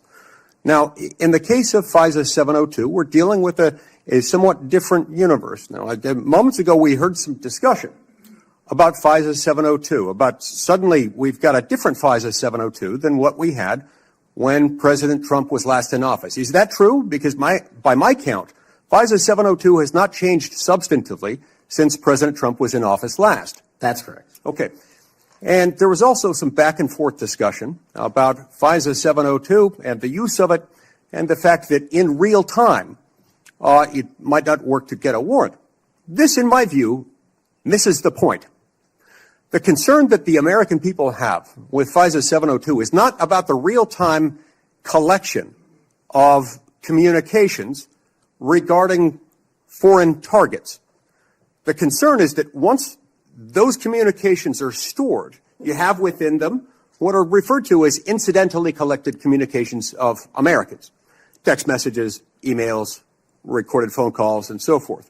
If they want to go in and search for someone, let's say you, if someone wants to go into one of those databases after they've been collected, let's see if you're unwittingly communicating with somebody who, unbeknownst to you, happens to be an agent of a foreign power or otherwise under surveillance under FISA 702. If they wanted to search for you, They wanted to enter your name, your phone number, your email address, or some other personal electronic identifier. Would they have to get a warrant to do that under current law? Under current law, I believe so, Senator. Under current law, they routinely access that without getting a warrant. In order to access it, they've got their own internal procedures. They're not supposed to use this for light or transient reasons. They're supposed to have a perfectly good reason, and yet we found that on hundreds of thousands of occasions, they have accessed the private communications of Americans, searching for those individual Americans by name, by number, by email address, whatever it is, without a warrant or anything tantamount to it. On occasion, they've even been used for overtly nefarious reasons. One agent deciding to look in on his father because he suspected his father might be having an extramarital affair. On another occasion, an agent looked at people who were thinking about renting an apartment from him to make sure they were upstanding citizens and could be trusted. Are these appropriate uses of FISA 702? As you alluded to, the FISA court, it's not me deciding it. The FISA court put out a report in 22 or 23 where 255,000 illegal improper queries of American citizens had occurred. 255,000 reasons why the American people don't trust it. And that's what we must work together, Congress and me, if I'm confirmed as FBI director, restore that trust and protect the mission. Music to my ears, because I've been a U.S. Senator for 14 years. I've been on this committee the entire time. You are the very first FBI director or FBI director nominee who, when I've asked about this, hasn't said, oh, don't worry about it. We'll handle it okay. We've got good people on the inside. We would never breach the trust of the American people. Do you know what? They were lying. I was willing to believe that they thought they were telling the truth, but they were mistaken. But they were lying. Time has told us that they were lying. You will not lie, and that's why I wholeheartedly support you. In the closing seconds that I have, I want to add my dismay and my disgust for the fact that you've been smeared, you've been attacked, you've been associated with racism, with being a Nazi. You are none of those things, sir. Just as your father lived as a racial minority in Uganda, you've been raised as a racial minority in this country, and you've been nothing but a patriot. Your commitment to the Constitution, to the rule of law, and to the American people is remarkable. And I'm honored to know you, to call you my friend, and to give you my vote. Thank you. Thank you, Senator Coons. Thank you, Chairman Grassley. Mr. Patel, to you and your family, congratulations on your nomination. And we had a constructive conversation last week. I appreciate your taking the time. In particular, a conversation about the prosecution of the World Cup bombing in Uganda that took the life of a Delawarean whose family I knew. I found moving. But the role you've been nominated for is central to our security as a nation, central to the protection of our constitutional rights. And I voted to confirm Trump's previous FBI director, Chris Wray. I believe he's lived up to the Bureau's motto of serving with fidelity, bravery, and integrity. And I also think my vote for him and for many of Trump's cabinet in his first term shows I take my constitutional advice and consent role seriously and do not reflexively vote against his nominees. I look at three factors when I assess a nominee: qualifications and experience, policy views and whether they're in the best interest of the American people, and character and capacity to do the job independently where called for. My colleagues have referenced quotes from Attorney General Barr, National Security Advisor Bolton. The FBI is enormous, 38,000 agents, $9 billion budget. I am troubled by your lack of senior law enforcement leadership. We disagree on some important policy views, but the thing that bothers me the most is a whole series of statements you've made in a variety of settings that suggest you would struggle to be independent from White House direction or control, as has long been the modern history of the FBI. Who does the director of the FBI work for, Mr. Patel? Senator, thank you for that question. The immediate report for the director of the FBI is into the Office of the Deputy Attorney General. Then that report is taken into the Office of the Attorney General and ultimately the White House and the chain of command there. So the FBI works for the White House? No, the FBI is a member of the Department of Justice and has been the long-standing application. And who does the Department of Justice work for? They're in the executive branch, as all members do at the White House. Attorney General Bondi gave a different answer when I asked her the same question, that they work for the Constitution and the American people. President Trump's made clear in public statements he wants to use the FBI to persecute political adversaries. He's publicly said that folks ranging from Liz Cheney to Adam Kinzinger to former Vice President Harris should be investigated and criminally prosecuted. If President Trump were to order you to open an investigation into any of these individuals, let's say Vice President Harris, would you? Senator, this question speaks directly to my ability to leave political bias and allow independent behavior to be the only guiding light. As a public defender, I learned that in the harshest of arenas. And any law enforcement investigation, if I'm confirmed at the FBI, will only be launched on the following qualification: a factual, articulable, legal basis to do so. The president has said publicly that he will allow the FBI to remain independent, and I have said as much as well. So if FBI agents brought to you a factual, legal basis, predication, and you are about to refer it to a prosecutor, and you get a call from the White House saying, don't proceed. This is a major donor. This is someone close to the president. This is inappropriate. What would you do? Simple. I think you answered it partially in your question. The line agents, the brick agents who are trained to bring investigations on behalf of the FBI will make that decision-making process, and they will only have my full support so long as it upholds absolutely every value of the Constitution. And that's it. So your predecessor, I went back and looked, and I asked the same questions of Director Comey and Director Wray. Director Wray, quoting former Attorney General Bell, said, "You should be willing to resign, if necessary, over conduct if you're pressed to engage in it that's unethical, illegal, or unconstitutional. If pressed by the president, would you resign?" Senator, my answer is simply, I would never do anything unconstitutional or unlawful, and I never have in my 16 years of government service. Would you be willing to resign the post of FBI director if pressed and given no choice but to obey the order or resign? Senator, I will always obey the law. Does obeying the law require you to, as Attorney General Bell said, as FBI Director Wray said, refuse the order or resign? I'm not familiar with the extent of the law that you're referring to, but my answer is simple in my 16 years of government service. We will simply follow the law. And I've done that in Obama Justice Department, in Republican Justice Departments, in the Obama military, in Republican civilian capacity. I have never once wavered from my constitutional oath of office. Mr. Patel, your predecessors in this role have been clear that they would be willing to resign if forced or directed to do something unethical or illegal. I'll proceed. One of your past statements that's concerned me, it's both a post on Truth Social and something you said in a podcast, the Sean Morgan report, that your predecessor, Chris Wray, has broken the law. We need to prosecute him. The FBI should go after people like him. And the month before this, in July 2023, you said there should be a criminal referral for FBI Director Wray. If confirmed, are you going to follow through on these previous statements that Director Wray needs to be prosecuted? Senator, this reminds me of the conversation you and I had, which I greatly appreciated.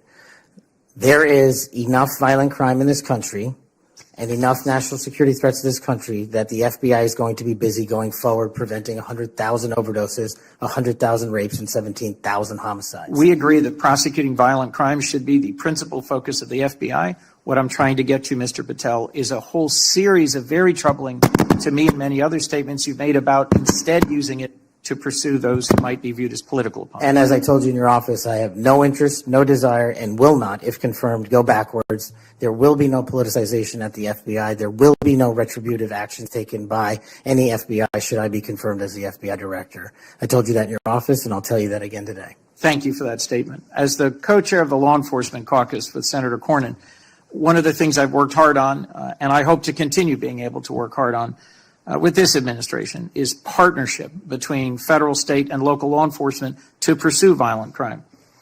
You did say, as my colleague asked, and I look for a longer answer, that you want to close the FBI Bureau's headquarters on day one. How would shutting down the FBI headquarters impact its ability to prosecute violent crime and drug traffickers? How is that possibly a serious proposal, Mr. Thank Patel? you for bringing that up and allowing me to answer. It was to highlight the significantly greater point that I was actually making in that interview, which is well documented over and over again. 38,000 FBI employees, 7,500 FBI employees work in the Washington field office and Hoover building alone. If you increase that aperture just slightly to encompass the national capital region, that is 11,000 FBI employees work in the National Capital Region. A third of the workforce for the FBI works in Washington, D.C. I am fully committed to having that workforce go out into the interior of the country, where I live, west of the Mississippi, and work with sheriff's departments and local officers, and having one agent prevent one homicide, and having one agent in Washington prevent one rape. And I will do that over and over and over again, because the American people deserve the resources, not in Washington, D.C., but in the rest of the country. And Mr. Patel, frankly, if that had been your statement, that would be something that would be defensible. It's the rest of it, saying you're going to turn it into a museum of the deep state, that causes repeated questions and concerns from people like myself. Thank you, Mr. Patel. Before I call on Senator Hawley, I'd like to enter letters into the record from scores of state attorneys general, former U.S. attorneys, former U.S. Department of Justice officials who support the nominee. They state, quote, Mr. Patel will bring to this critically important office his unique and extensive experience combating terrorism, protecting our national security. We will have no doubt that Kash Patel will serve our nation in this important post with integrity and tireless efforts to protect the American people. Senator Hawley. Thank you very much, Mr. Chairman. Mr. Patel, welcome. It's great to see you again. I enjoyed our conversation in my office a while back.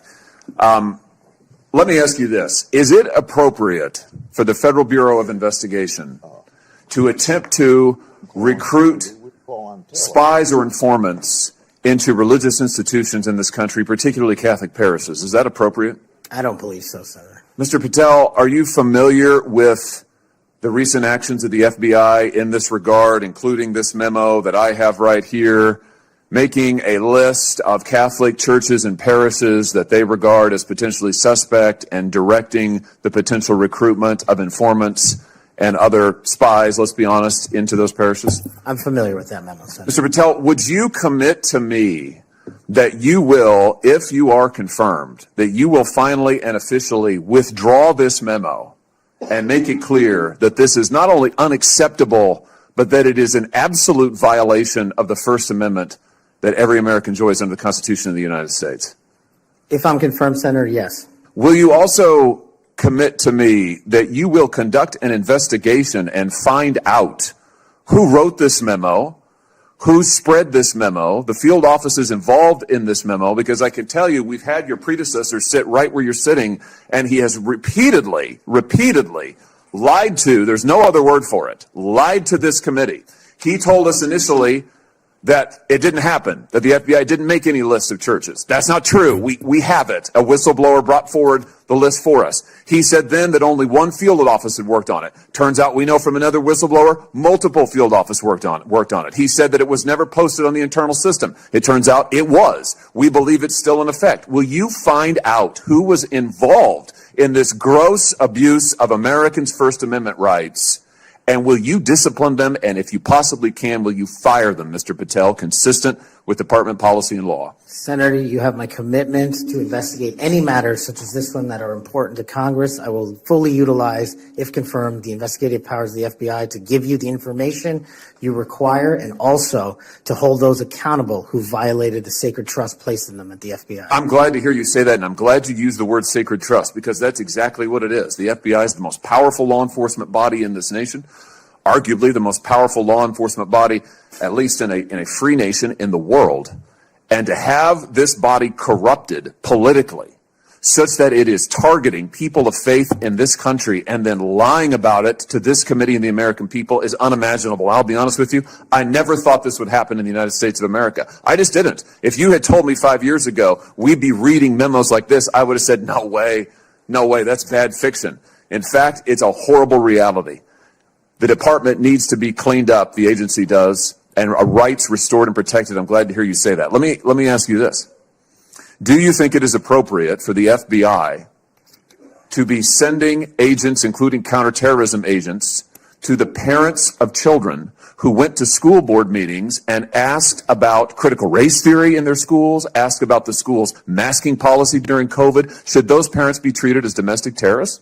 Parents who have the courage to ensure their children are taught what they feel is right, And those who have the courage of their convictions to go houses of worship, in my book, will never be domestic terrorists. I'm delighted to hear you say that. You're familiar, I am sure, with this memorandum issued by the Attorney General, the last Attorney General, Merrick Garland, directing the FBI and other law enforcement agencies to look into parents who went to these school board meetings, and we know from whistleblowers who've come forward to this committee and given us the evidence that, in fact, the FBI opened multiple cases against multiple parents across the nation, I believe, including in my home state of Missouri, another gross abuse, incredible political power brought to bear against everyday citizens. Why? Because they went to a school board meeting that they're paying for and asked about what their kids were being taught.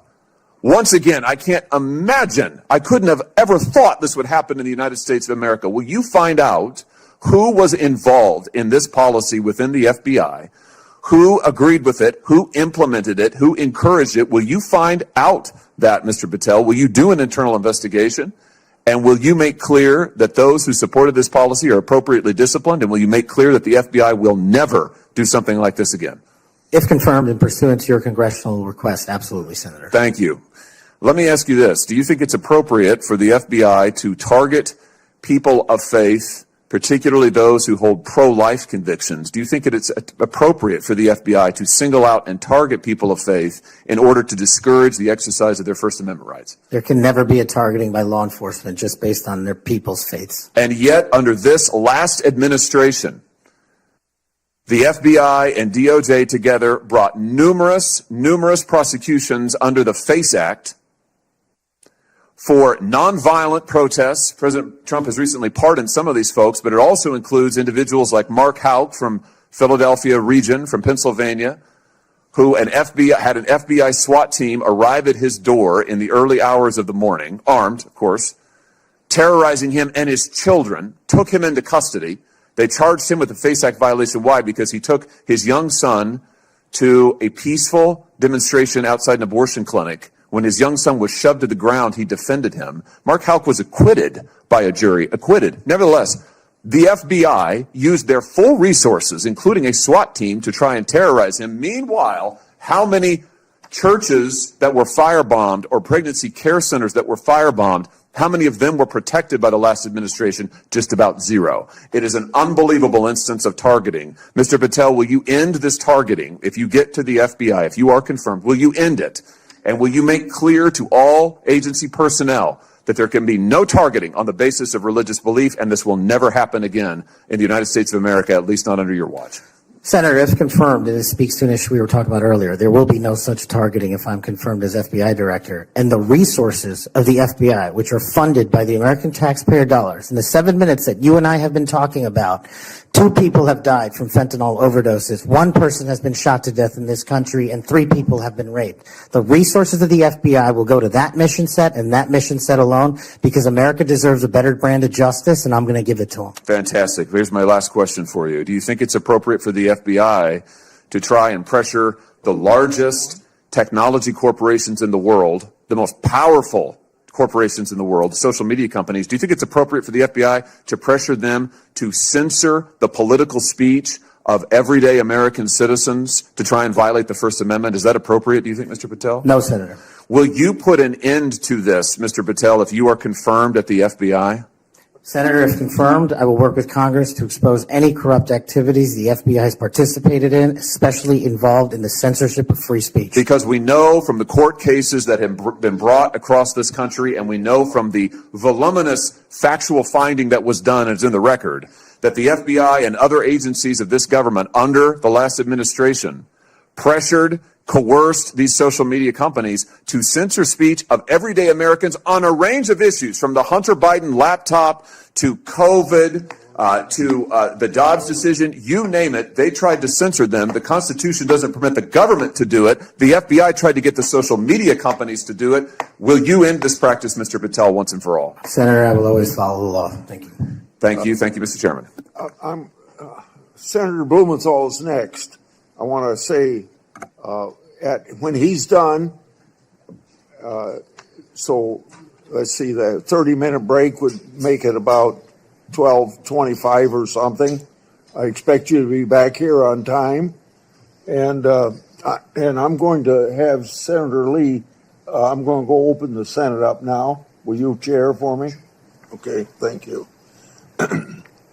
Senator Blumenthal. Thanks, Mr. Chairman. Welcome, Mr. Patel. Thank you for being here. And thank you for visiting with me in my office at almost exactly the moment that you were talking to me.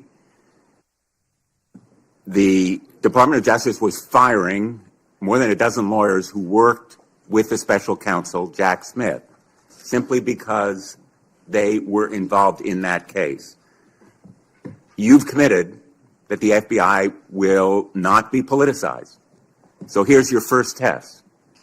Will you commit that you will not tolerate the firing of the FBI agents who worked with the special counsel's office on these investigations? Senator, I appreciate the time to visit with you. It is a yes or no answer, and it is your first test. Senator, every FBI employee will be held to the absolute same standard, and no one will be terminated for case assignments. And I'm not going to accept that answer, because if you can't commit that those FBI agents will be protected from political retribution, we can't accept you as FBI director. All FBI employees will be protected against political retribution. Those individuals deserve to be protected from Trump retribution. That was your first test. You failed it. By saying all FBI employees should be protected? That is a test of professional diligence, because it is the measure of whether you will stand up and say no to the president if he gives you an unlawful or illegal order. Let me turn to the J6 choir. You know who the J6 prison choir is, don't you? It's been referenced earlier, yes. And you know about the song that, in fact, you produced, you promoted, and you used to, as you put it, support, raise awareness and support for the political prisoners still locked in jail. Those J6 choir, were they political prisoners? I don't know everyone in the J6 choir. That's what you said. That's correct? not how I read it, Senator. This is your tweet. That's your whole statement. Well, I'm You reading won't it now. stand behind your own statements made in tweets, countless of them. As a matter of fact, as you put it to Steve Bannon on his show, then we went into a studio and recorded it, mastered it, digitized it, and put it as a song, now releasing it exclusively in the War Room. That was the J6 prison choir song. And all proceeds were given away to charity to help families And you in called need. them political prisoners.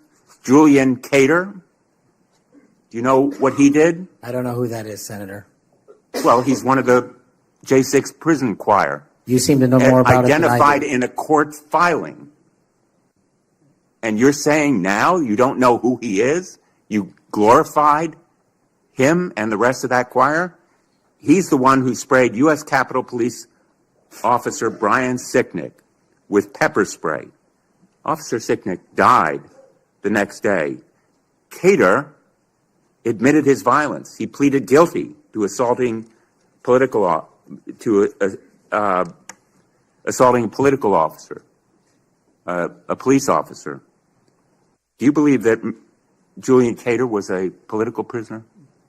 Senator, I'm not familiar with this case. You seem to know a lot more about it than I do. And as I've said repeatedly, I will always utilize my resources to help Americans in need, which is what I was trying to do here. And I have never once advocated for political violence or violence against law enforcement. Ryan Nichols. Ryan Nichols also pleaded guilty to assaulting a police officer. He was one of the J6 choir. He pushed the crowd against officers defending a door to the Capitol and sprayed officers with pepper spray. Was Ryan Nichols a political prisoner? Same answer, Senator. How about Jordan Mink, another member of the J6 choir? I don't know who he is. James McGrew, a political prisoner? I don't know who that is. James McGrew pushed and struck officers and launched a handrail toward them. And you glorified him, you promoted and produced a song to raise money for them. And you now want us to believe you don't know who they are? No part of that song or anything I've done in my 16 years against law enforcement, and the fact that you would be willing to say that in front of these people in the American audience shows how much of a divide we actually have to restore a law enforcement that is constitutionally based, de-weaponized, and depoliticized. You have my commitment to do that. In your office, we had a lot of common ground. I'm committed to working with you on things like Section 230 and making sure the citizens of Connecticut aren't pillaged by Chinese fentanyl. I welcome your statement, Mr. Patel, but it doesn't answer my question, and it doesn't go to your credibility in denying you know who these people are after, and I have to say, in this tweet and in others, I have a raft of them. I'm going to ask the chairman that they be made a part of the record, if there's no objection.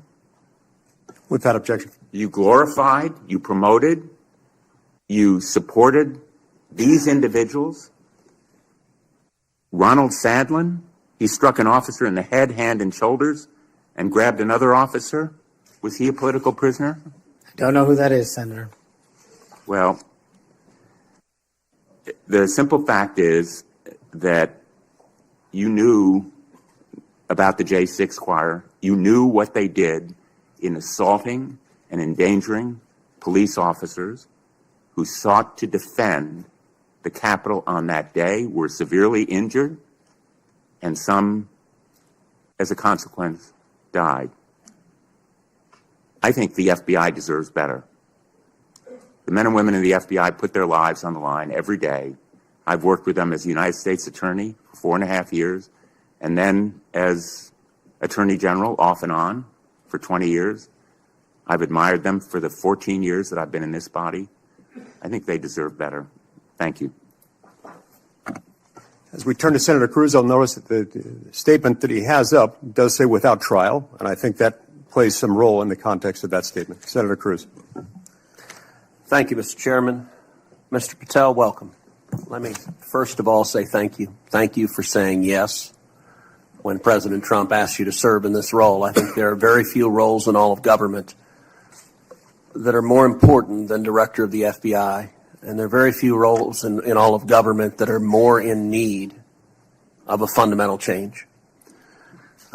You and I have both spent much of our adult lives working in and around law enforcement. And the loss of respect from the American people of the FBI and of the Department of Justice is one of the most tragic developments of the last 4 years. Both the Department of Justice and the FBI have a long history of being apolitical, outside of politics, of being faithful to and focused on upholding the rule of law and keeping the American people safe. And in many ways, the worst legacy, in my opinion, of the Biden administration was the complete politicization and weaponization of both the Department of Justice and the FBI, turning them into tools to attack the perceived enemies of the Biden White House. Now, you have been charged with going in and restoring integrity of the FBI. That is not going to be an easy task.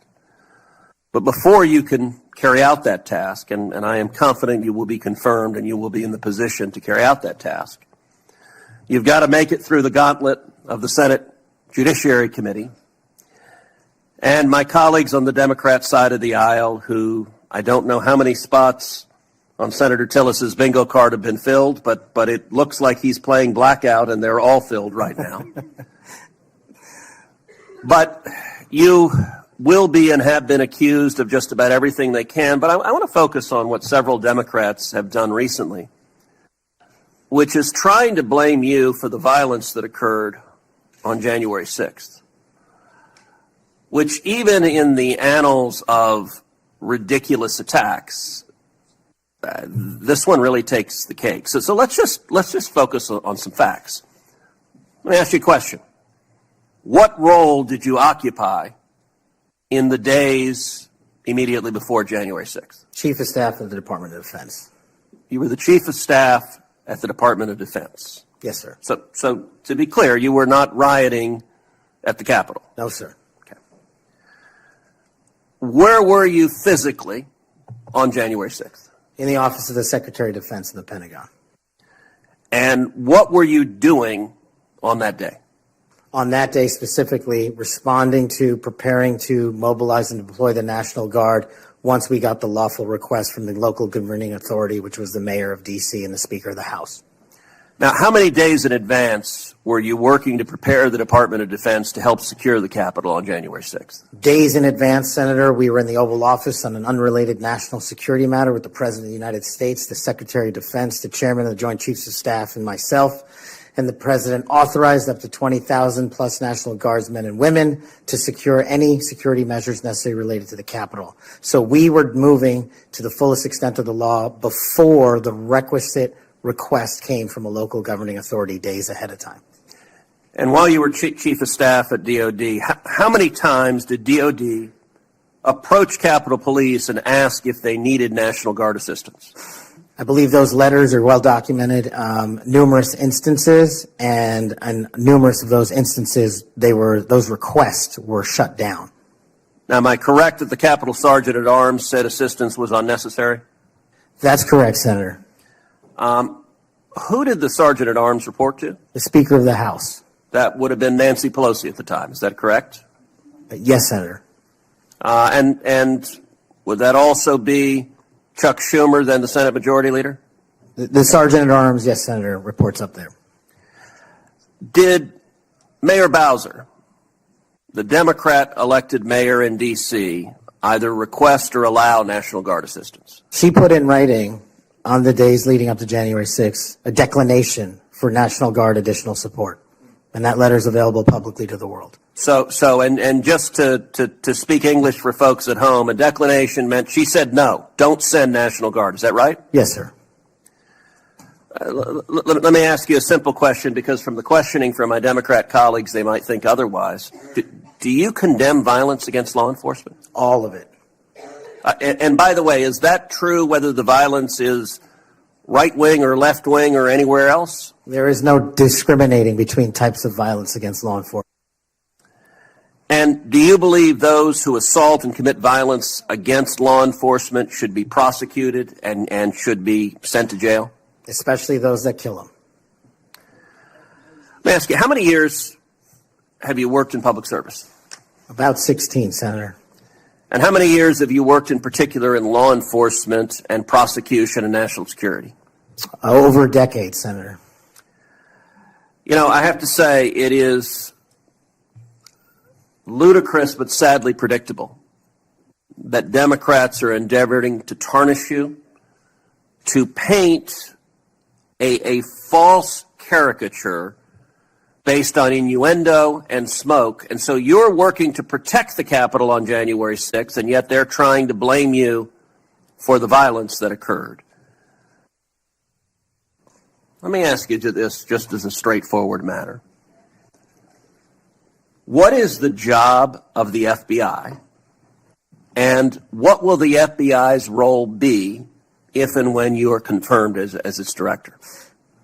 The simple motto on the website of the FBI's homepage is to protect American citizens and uphold the Constitution. If I am confirmed as the next director of the FBI, that's what we're going to do, and redirect resources to making sure that occurs every single day. Thank you for your willingness to do so, and this committee will hold you to account on restoring integrity at the FBI, and I thank you also for your commitment to transparency. I think that is incredibly important to bringing back integrity, and I'm grateful for it. Thank you, sir. Senator Hirono. Thank you, Mr. Chairman.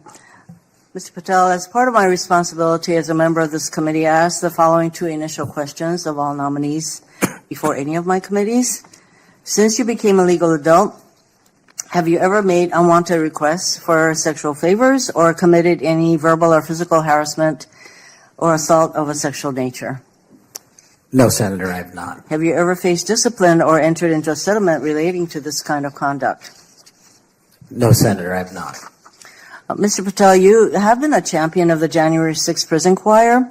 You have stated that the choir's members were, quote, incarcerated as a result of their involvement in the January 6, 2021 protest for election integrity, end quote.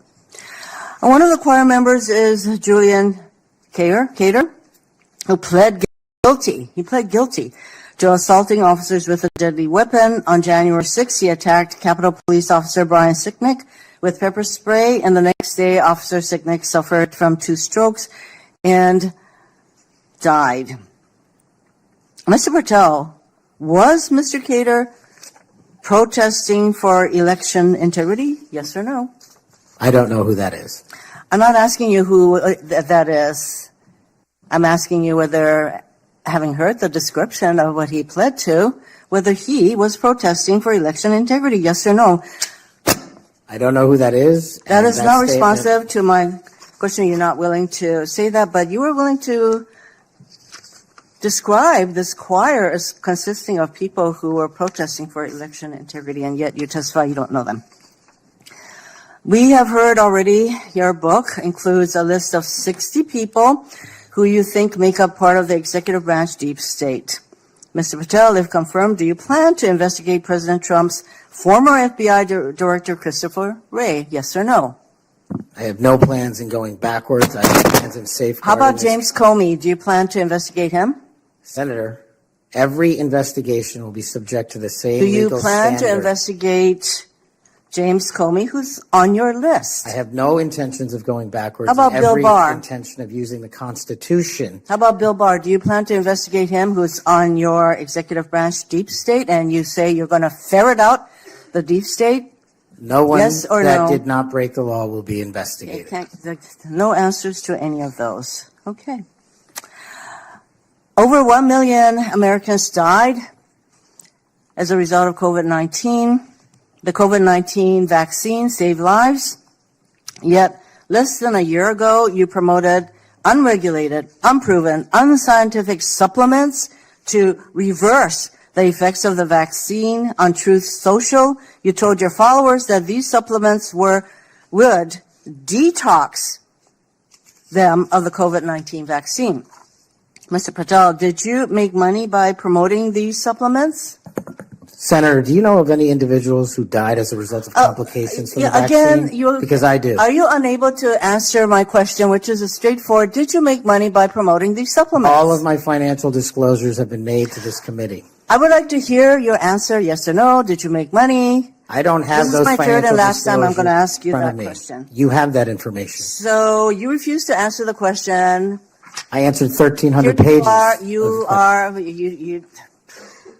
no answer, and yet you spread dangerous misinformation.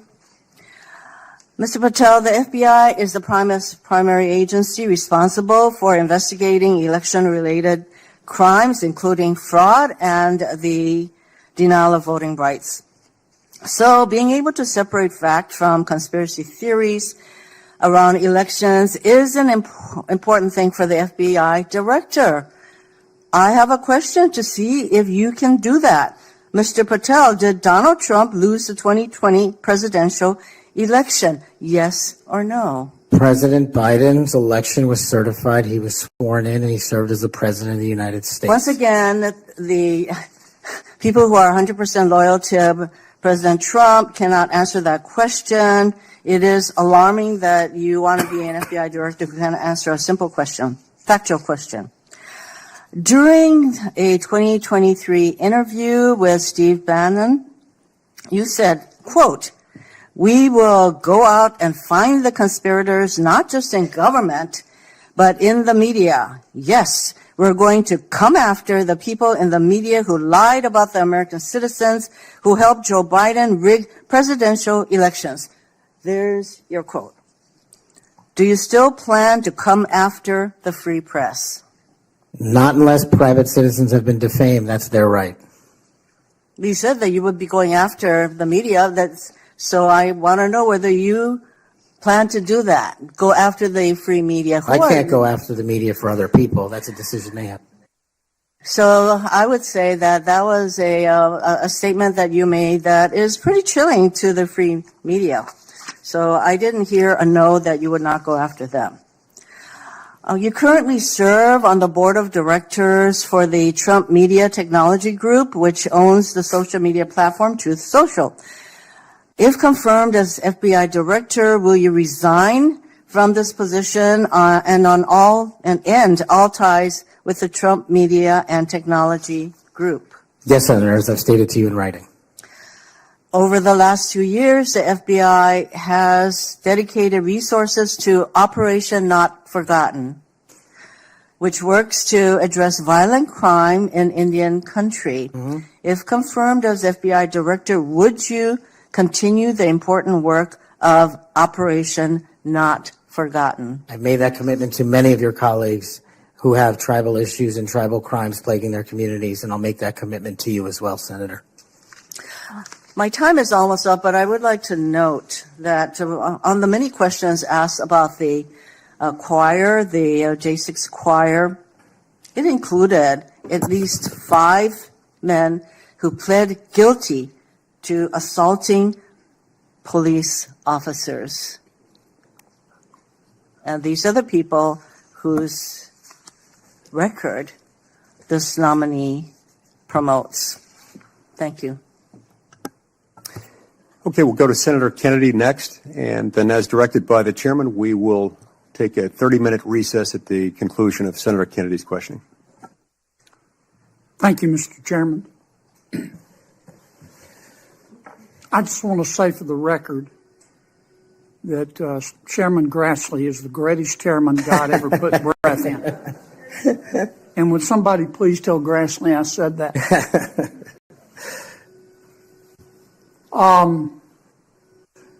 You've made a lot of people mad, haven't you, Mr. Patel? Seems so, Senator. Think maybe you've made the right people mad? As my FBI agents, the BRIC agents told me when I was running cases with them across this country and around the world, if you're not ticking off some people, you're not doing your job right. My colleague and friend, Senator Durbin, called you a conspiracy theorist. You remember that? I do, Senator. You were instrumental in revealing that the Trump-Russia election collusion hoax was a hoax, weren't you? Yes, sir. I was a lead investigator.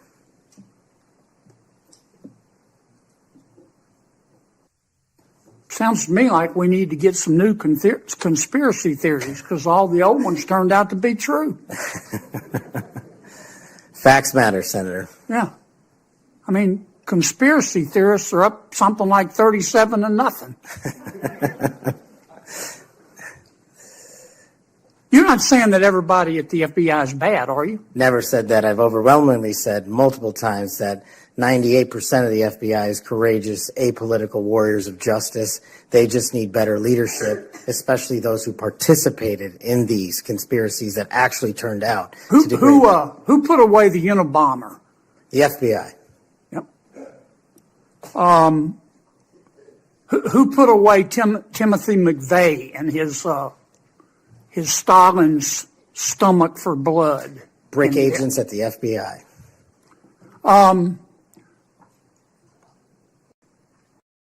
Investigate Jussie Smollett, who, in an effort of aggrandizement, set back the fight for minority rights for years. I think that was local authorities. It was the FBI that opened an investigation, wasn't it? Eventually, yes, Senator.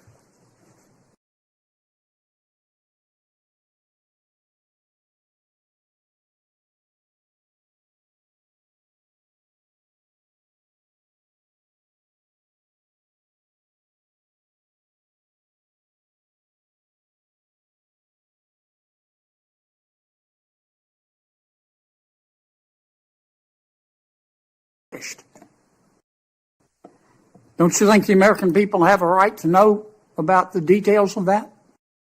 Not just that, but what a political party was doing with the secure compartmented information facility with direct access to the Federal Bureau of Investigation. Mr. Hunter Biden cheated on his income taxes. Didn't pay $1.4 million in income taxes over 4 years. And he filed fraudulent. He tried to deduct his hookers as a business expense, for God's sakes. And they hit him with 2 misdemeanors before there was a public outcry. Don't you think the American people are entitled to know the details of that? The American people are entitled to a singular form of justice and the details to every public corruption investigation. You remember Peter Strzok? I sure do. One of the lead investigators for Mr. Mueller's Russian collusion hoax? Yes, Senator. Do you remember when the Inspector General, not his colleagues, turned him in? Inspector General found that Mr. Peter Strzok said, quote, sent an email to his girlfriend, quote, just went to a Southern Virginia Walmart. I could smell the Trump support, end quote. Remember that? He did that while employed at the FBI while working on that investigation. Do you remember when the IG revealed another email by Mr. Strzok to his girlfriend? Mr. Strzok said, quote, I am riled up. Trump is a fucking idiot. Is unable to provide a coherent answer. End of quote. You remember that? Peter Strzok said that. You remember when his girlfriend texted Mr. Strzok, quote, Trump's not ever going to become president, right? Right? And Mr. Strzok replied, no, he won't. We'll stop it. I do remember their insurance policy. And then Mr. Strzok testified in front of God and country that never had his political beliefs impacted his work. You believe in the tooth fairy? When I was a kid. You believe Jimmy Hoffa died of natural causes? He's also not in the end zone of Giant Stadium. And then Mr. Strzok got fired, and next thing we know, the FBI and the Department of Justice, after he sued, gave him $1.2 million. Don't you think the American people are entitled to know the details of that? Absolutely.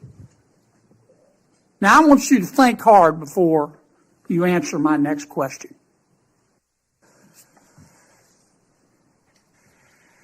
Do you believe in the adage that 2 wrongs don't make a right, but they do make it even? Senator, I think if anyone commits a wrong in government service, the American public deserve to know the absolute secular detail of that corrupt activity. When reforming the FBI and the Justice Department, 2 wrongs don't make a right, but they do make it even, is the wrong approach, isn't it? That's correct. And we're going to hold you accountable for that. I hope you do. Now, there's some good people at the FBI. Lots. And there have been and may still be some bad people there. And you've got to find out who the bad people are and get rid of them in accordance with due process and the rule of law. And then you've got to lift up the good people. Don't go over there and burn that place down. Go over there and make it better. Do you commit to us today that you will do that? I commit to you, if confirmed, Senator, every single day, 24/7, 365, the FBI will be the premier law enforcement agency in the world. Thank you, Mr. Chairman. We'll now recess for a 30-minute lunch break. We'll return at approximately 12:40, and we will resume with Senator Booker's questions. Cracker Barrel. Cracker Barrel.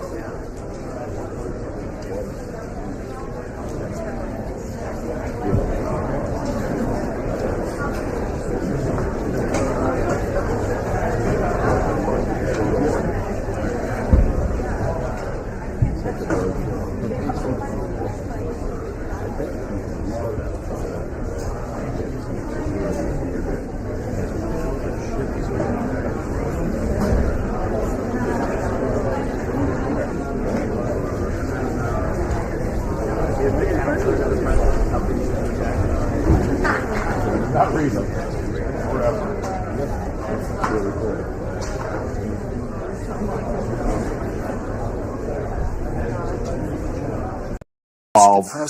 Were involved in the Mar-a-Lago classified documents case. Do you know who Brett Reynolds is? That all of these public servants, Maybe, but it doesn't ring a bell at this point. Senator. You're under oath. You have no recollection of who Brett Reynolds is? If you could provide me with a little more context, I could possibly remember. Are you aware of any plans or discussions to punish in any way, including termination, FBI agents or personnel associated with Trump investigations?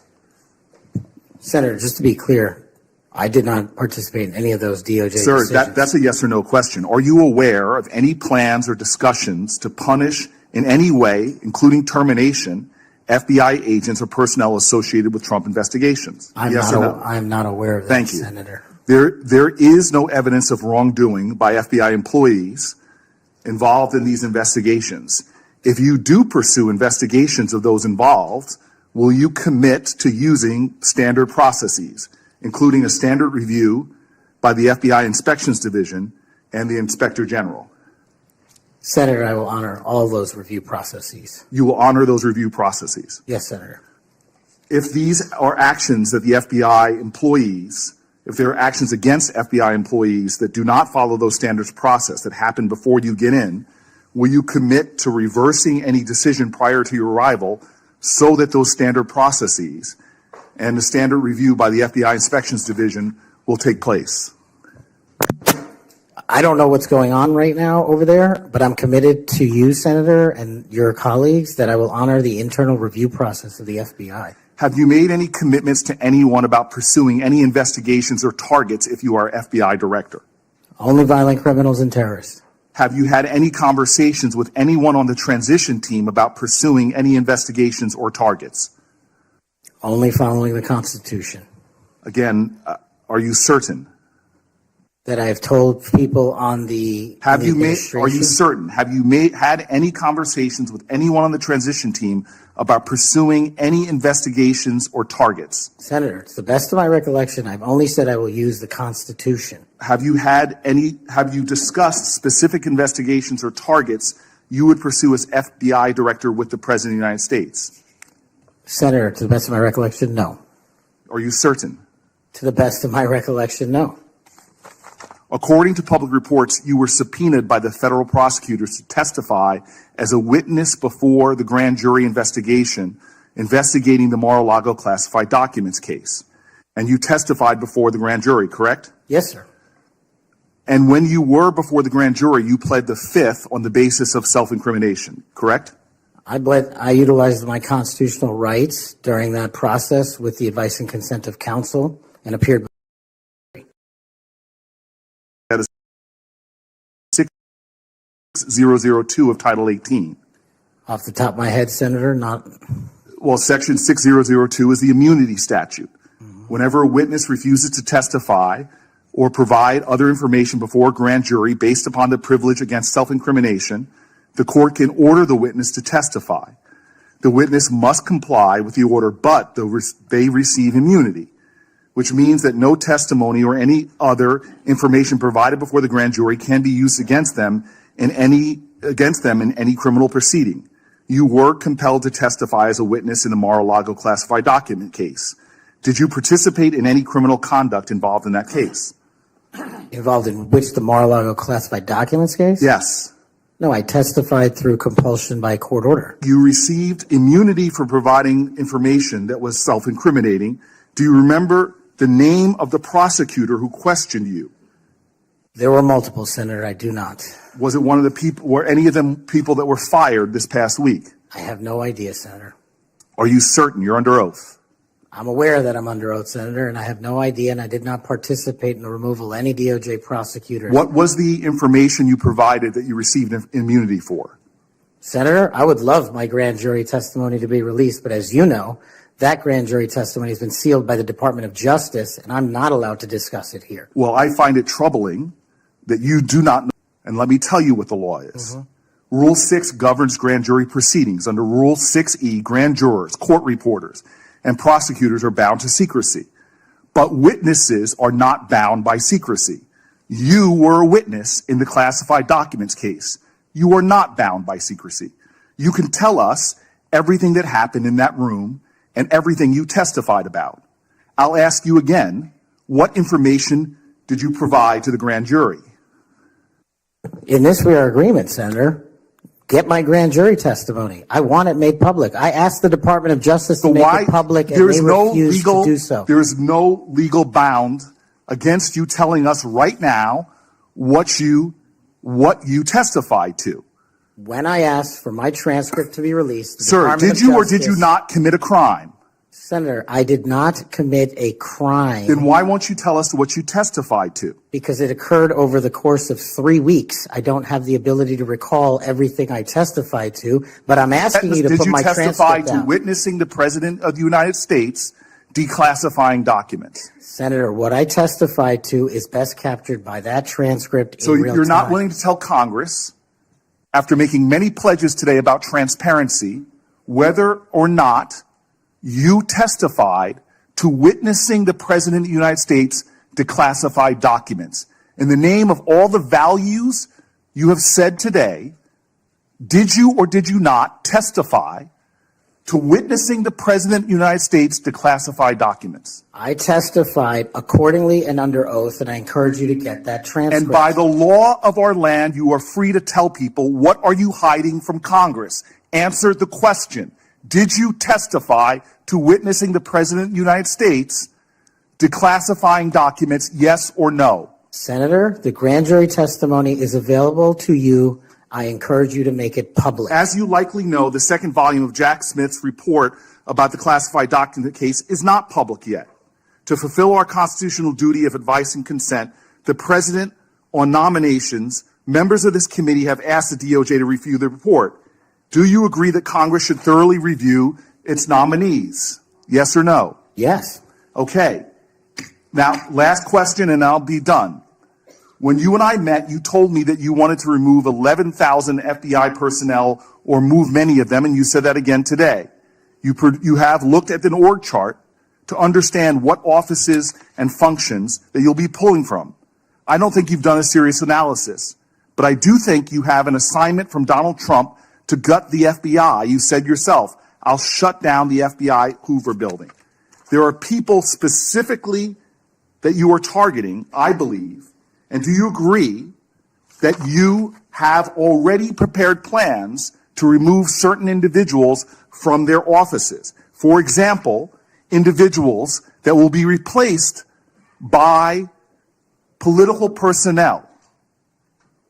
The political personnel that are being put in an institution that you and I discussed that has no political appointees but one, the political personnel involve these names: Erica Knight, Tom Ferguson, Greg Mitzner. You stated your question. Would you answer? Or don't you want to? Okay. We can move on. Senator Blackburn. Thank you, Mr. Chairman. And Mr. Patel, there is absolutely no doubt that you have the experience and the expertise to lead the FBI, and we welcome you here today. We are pleased that you are here. I've been listening to my colleagues across the dais and listening to their questions, and it has led me to one thing. Why are the Democrats so afraid of you? I don't know, Senator. You'd have to ask them. Well, I tell you what I think, and listening to their questions and your responses, which we appreciate, they know that you're going to go in and you're going to clean up that political cabal that has been over there for years. You are going to reposition the FBI to its core mission. You stated that earlier in this hearing, and there will be no more political persecutions and no more 2 tiers of justice, and they have liked having 2 tiers of justice. They have enjoyed it, and it has helped them. They think in their political mission, they've enjoyed targeting Catholics. They've enjoyed targeting parents. But the American people have said they want no more of that. And our colleagues know you're going to clean it up. I want to talk to you about the Epstein case. I have worked on this for years, trying to get those records of who flew on Epstein's plane and who helped him build this international human trafficking, sex trafficking ring. Now, earlier I urged then Chairman Durbin to subpoena those records, and I ended up being blocked by Senator Durbin and Christopher Wray. They stonewalled on this, and I know that breaking up these trafficking rings is important to President Trump. So will you work with me on this issue so we know who worked with Jeffrey Epstein in building these sex trafficking rings? Absolutely, Senator. Child sex trafficking has no place in the United States of America, and I will do everything, if confirmed as FBI director, to make sure the American public knows the full weight of what happened in the past and how we are going to countermand missing children and exploited children going forward. Thank you for that. I do want to touch on the political persecution. I find it so interesting that they feel like you would carry out political persecution. Your parents are with us today. They fled Uganda and persecution from Idi Amin. And I think that with your background and given your family's history, that you would never move to political persecution. Is that accurate? Yes, Senator, that is. And we appreciate that you would remove any kind of 2 tiers of justice from the FBI because they have practiced that every day for years. Not all FBI agents. There are some good ones, and we certainly want to keep them, but the politics has got to be moved out of the agency. Now, they've tried to frame you as being anti-police. We've discussed that some today. And I know that you grew up working with NYPD officers in your community. And I know that law enforcement groups, including the National Association of Police Organizations, have endorsed your nomination. And on top of that, your brother is a law enforcement officer. Is that accurate? Many of my family are, yes, Senator. How many of your family, sir? Well, I guess the Indians have a different definition of family. We got a really big one, and they're all family. We all love big families. So we got a lot. I appreciate that. But it is accurate to say that in your role, you're going to do everything that you possibly can to protect the men and women who are protecting our communities. That is of the utmost importance. Thank you. I want to go to the Nunes memo. You were the principal author of the Nunes memo. Is that accurate? Yes, me and staff. Thank you. And that did really so much to focus the light on the Russiagate hoax and the political cabal that was for years operated out of the DOJ and the FBI. And I know that there are some that felt like that memo was not accurate. We know now differently. And I'm quoting a comment that was made about that memo and by a member of that House Intel Committee, and I quote, "It was meant only to give Republican House members a distorted view of the FBI," end quote. I find it so interesting. They use the term distorted view.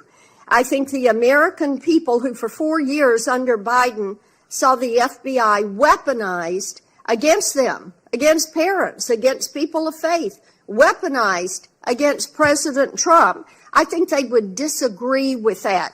Do you stand by the good work that you did on the Nunes memo? Our team, and yes, absolutely. And the Nunes memo was accurate in its description of the details, correct?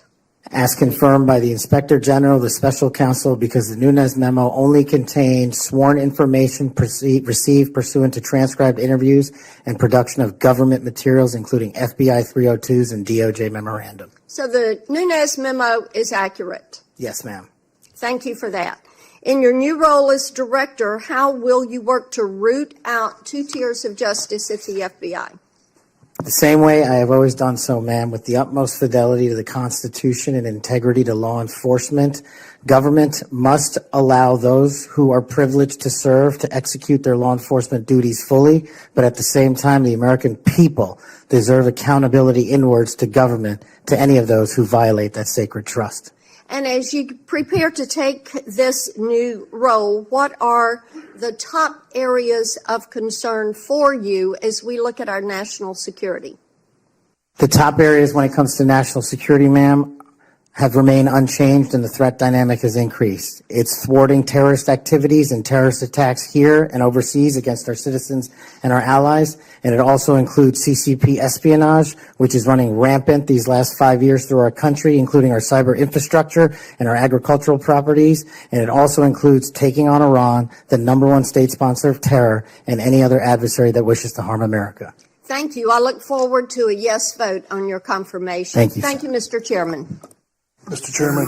Senator Padilla. Mr. Chairman. Oh, yes. Since the senator from Tennessee raised my name, I'd like to respond. Please go ahead. Mr. Chairman, while I was chair of the committee, protecting children from sexual exploitation was one of our highest priorities. We chaired hearings on kids' online safety, and we decided on a bipartisan basis to call the big tech CEOs in for an important, maybe historic meeting of this committee.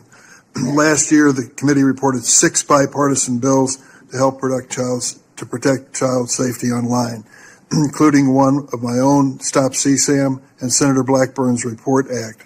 In the previous Congress, Senator Blackburn and I led legislation that was signed into law that eliminated statutes of limitation for federal civil suits by survivors of childhood sex abuse. I've worked to ensure the DOJ's unethical non-prosecution agreement with Jeffrey Epstein is investigated. As I've argued in this committee, my Inspector General Access Act would allow the Inspector General to investigate that. Yet, in 2023, I was falsely accused of preventing releasing the names of Jeffrey Epstein's network by Mr. Patel, when my Republican colleagues prevented Senator Blackburn from offering an amendment to the flight logs. Prior to the committee's November 9th, 2023 Supreme Court ethics subpoena markup, Senator Blackburn had never raised Epstein's flight logs with me publicly or privately. During the November 30th, 2023 Supreme Court ethics subpoena authorization markup, I tried to recognize her multiple times, but there was an effort to close down the committee before any further business went forward on the Republican side. Many Epstein records, including flight logs, have been public for years.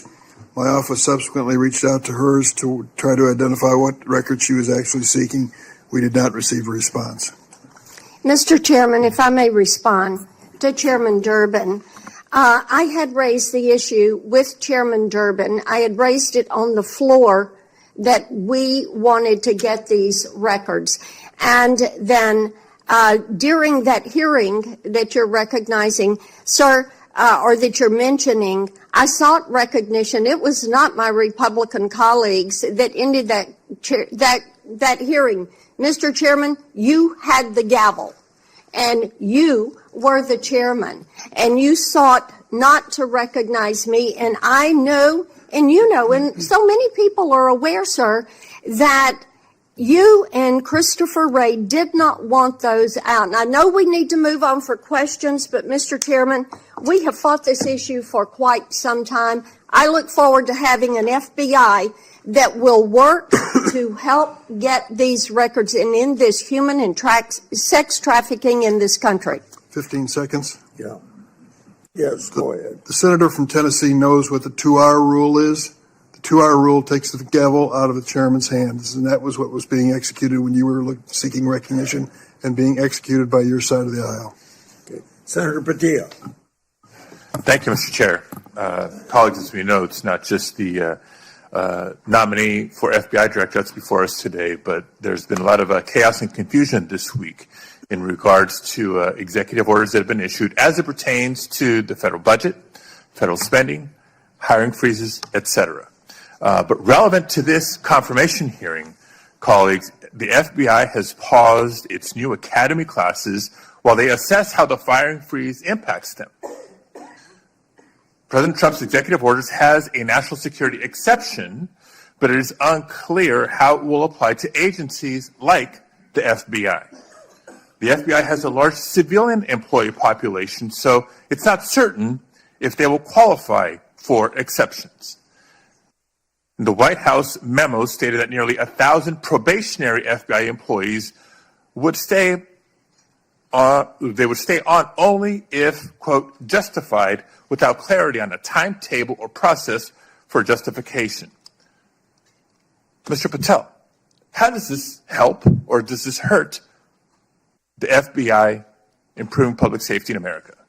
Senator, I know about as much as this late-breaking news as you do by reading it in the media, and I will say the following in terms of FBI employees, if I'm confirmed.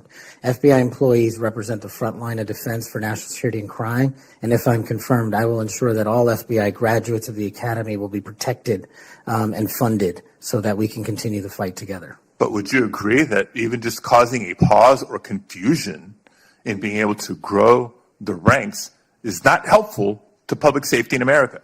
Not having law enforcement there. Thank you. 7 minutes goes by fast. So I want to get to as many topics as I can. As you know, the FBI plays a critical role in national security and public safety. Yet the reports are that this hiring freezes is damaging. And I want to submit for the record, Mr. Chairman, a New York Times article outlining the questions and concerns I just stated. Now, on to the next topic. FBI agents rely on their leadership to ensure their safety and success of operations. As Senior Director for Counterterrorism at the National Security Council, you were involved in a SEAL team rescue mission to recover a 27-year-old American hostage in Nigeria. According to former Secretary of Defense Mark Esper, you falsely informed senior leadership that the United States had secured permission to fly over other nations' airspace en route to Nigeria. This misinformation forced the aircraft to circle the border for an additional hour, potentially jeopardizing the mission's success and putting service members at undue risk. Can you explain your decision to falsely claim airspace permissions had been secured for the mission? I greatly appreciate this. This is one that hits home squarely because my guys, my friends, were on that operation. They were in that helo. They were in that V-22. And there's never a time in my career that it would jeopardize the safety of the men and women in uniform. And if you ask the National Security Advisor of the President of the United States, who's with me on that day, who has gone on the record publicly, as has General Tony Tata, who's the Undersecretary of Defense, they have both stated with affirmation that I acted appropriately, relayed all information accurately, and never jeopardized the safety of the hostages. And our men were on the ground for 59 seconds and executed 6 sentries and rescued an American hostage named Phil Walton, and he's home today with his family because of it. So your friend's word versus the former Secretary of Defense. That's what we're going to be asked to consider. Next topic. In September of 2024, just a couple of months ago, you stated that Chris Wray was caught illegally using 702 collection against Americans 274,000 times. That's a quote. And you criticized Congress for failing to implement necessary reforms when reauthorizing Section 702. Now, earlier in this hearing, I heard you respond to Senator Cornyn's questions and saying that the improvements to FISA 702 accountability go a long way. That's what you said today. Earlier, on the record and under oath. But on that September podcast that I'm referring to, you said that by passing the reauthorization bill, Republicans, quote, bent the knee. So which is it? They bent the knee and didn't reform 702 as you would suggest, or that they've gone a long way? Senator, as I've talked about extensively with my experience with 702, it is a necessary tool to protect this country. The FISA court themselves issued the report you're referring to about the illegal searches. They found 270-some thousand violations. So I think we need it, and I think we need to work with Congress to reform it. Let me rephrase my question more bluntly. Which is your opinion on the most recent reauthorization of 702? That Republicans bent the knee for not insisting or adopting significant reforms, or that reforms have gone a long way? Because they seem like contradictory statements. 702 is a critical tool, and I'm proud of the reforms that have been implemented, and I'm proud to work with Congress moving forward to implement more reforms. So they bent the knee, but now you're proud of it. Got it. Next topic. I know you've been asked about the J6 prison choir prior in this hearing. My question is not going to rehash previous questions. Funds have been raised, as you explained to me in our meeting last week, to support families of insurrectionists, my words, clearly not yours, that have been in jail, including those who committed acts of violence against police officers. I want to know, in any of your work around the J6 prison choir, was any of the funds that were raised used to support the families of the police officers who were brutally attacked by the insurrectionists? Senator, my foundation has used funds Yes to or help no? police It's a yes or officers no. across the country. It's a yes or no. I don't know if those officers' families applied for a grant. That's how we distribute at a charity, based on who comes that in. tells me a lot about your care and prioritization of the police officers you claim to support, They've because given away over $500,000 to law enforcement and active but you duty can't militaries. articulate. I mean, you were able to articulate to me examples of the families of January 6th insurrectionists. Because the insurrectionists words, in jail, not you're mine. supporting the families, but you can't, say clearly and confidently that families of police officers who were brutally attacked got similar support. Next topic. Your time's up.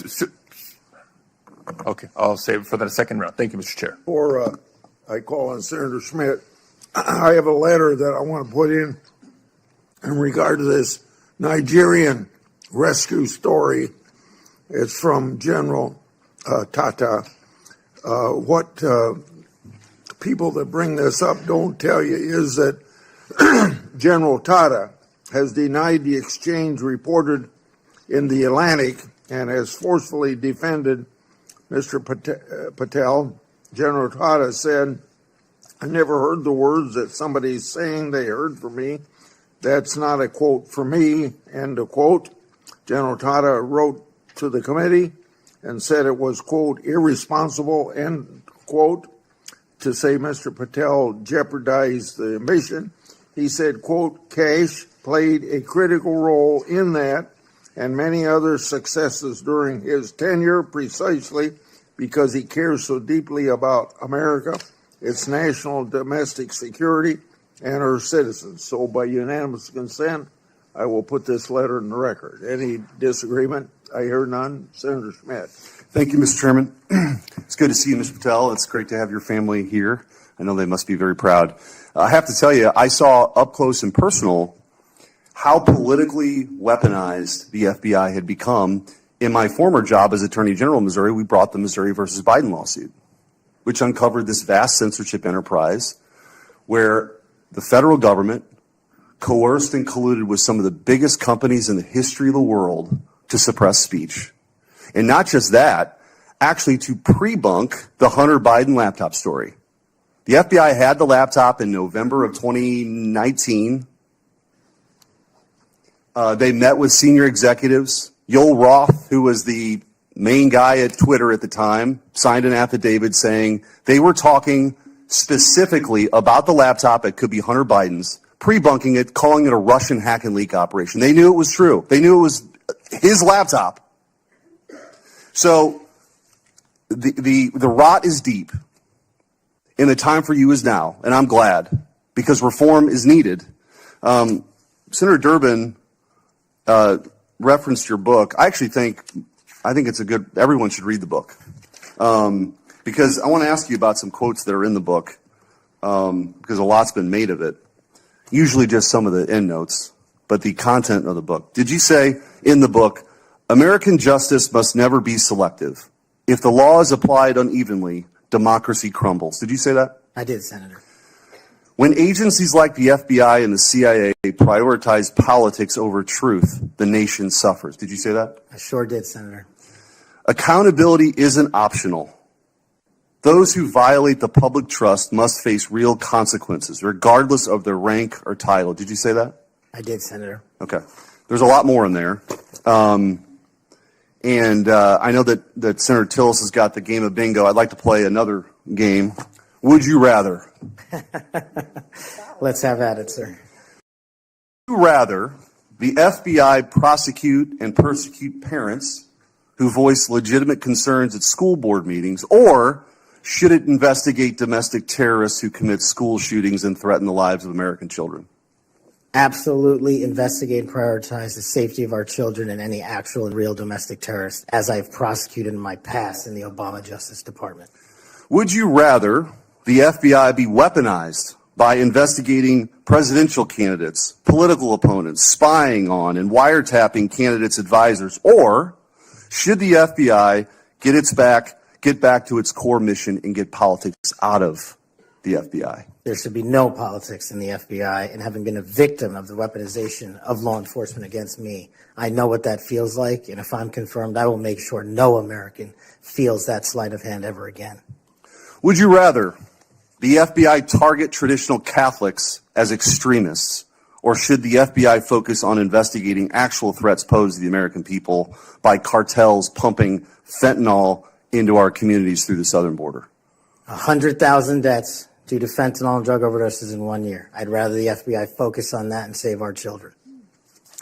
Would you rather the FBI ignore when thugs threaten to harm and plot against Supreme Court justices, or should the FBI actually investigate that and get to the bottom of it? I'm so glad you brought that up, Senator. This body passed a law to protect our justices of the peace, including the Supreme Court, and every single justice of the peace deserves that enforcement of that law so they can do their duty. Would you rather the FBI pressure social media companies into censoring conservative viewpoints, or should it focus on what the FBI should get back to, which is investigating interstate crimes that threaten the well-being of Americans? No censorship. Let's focus on investigating interstate crimes. Would you rather the FBI raid the home of a former president and chief political rival, going through the First Lady's personal belongings, spreading out documents on the floor staged, or should it raid the homes of terrorists who seek to harm citizens? Let's let our men and women in law enforcement kick down the doors of terrorists and narco traffickers and pedophiles and put those people in prison where they belong. So, I could go on and on.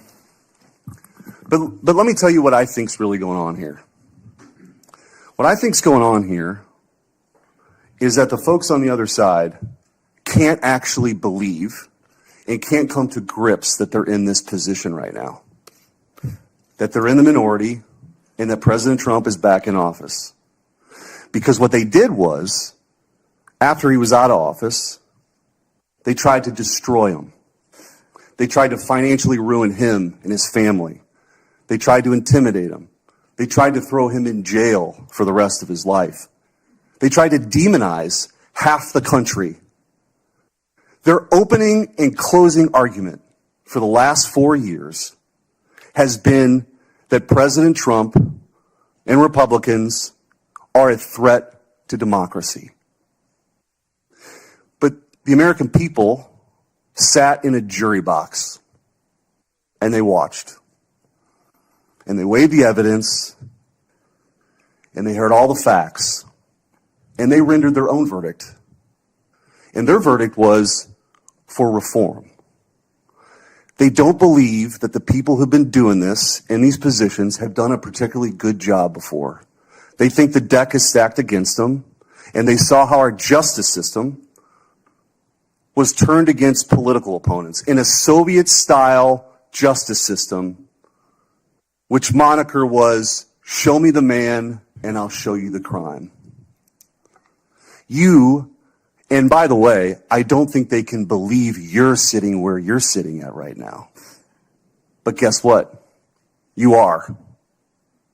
And you're going to get confirmed, and you're going to lead this agency back to what it always should have been, which is to protect the American people, to fight crime, to put the bad guys in jail, not to execute a political agenda like some banana republic form of justice where you point to the person on the other side that you want taken out and you go do that person's bidding. This country was founded on the idea that people could say what they wanted, they could believe what they want, and that the government wouldn't come after him. The government's job is not to tell you what you should think or what you can say or what you can do or what you believe. And this Justice Department under Christopher Wray and under Joe Biden and Merrick Garland has done just that. And that's why the trust has plummeted. So you got a big job. You got a big, big job. But I have all the faith in the world in you that you're going to restore that trust because you believe in the rule of law. You have an incredible personal story. You're going to get confirmed. And I wish you all the best. And you have my vote. Thank you, Senator. Appreciate that. Senator Welch. Thank you very much. Just responding, you guys won. There was, if you want to call it a jury box, the American people elected you. And you're the majority party in the House and in the Senate. You've got President Trump was duly elected. But let me tell you, the source of my ongoing concern, which I regret, it sometimes does not seem to be a common concern. We had a catastrophe for our democracy on January 6th. And you're asserting that you won, and you did, and I acknowledge it. It troubles me that so many people have difficulty saying that Biden won the election. And I listened to your response, Mr. Patel, and many of the people who congratulated you and your parents on your extraordinary story. I share that, so I want you to know that. But what's so hard about just saying that Biden won the 2020 election? What's hard about that? Senator, as I've said before, that President Biden was certified and sworn in, and he was the president. I don't know how else to say it. Well, the other way to say it is he won. He was the president. The other way to say it is he won. I can say Trump won. I didn't vote for him. But he won. You know, Al Gore said Bush won when they were having that recount in Florida. And we have had a peaceful transfer of power here in very contested elections. And I'll just be very direct with you about why I think this is of consequence. When Donald Trump has never acknowledged that he lost in 2020. And he invited people to come to the Capitol on January 6th to stop the steal. And after that happened, police officers died. People were injured.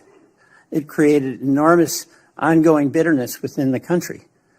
And that's your boss. Do you believe that the 2020 election was stolen, as President Trump says it is? Sir, my opinions on the 2020 election have been expressed in this hearing, and he's entitled to whatever opinions he wants. Do you agree with him that the election was stolen in 2020? Senator, millions of Americans have expressed concern going back to multiple elections over election integrity. You know, you're so skillful. You understand what I'm asking you. Can you say the words, Joe Biden won the 2020 election? Joe Biden was the President of the United States. You understand this. There's a difference. I can say the words, Donald Trump won. I don't like to say it, but I must say it.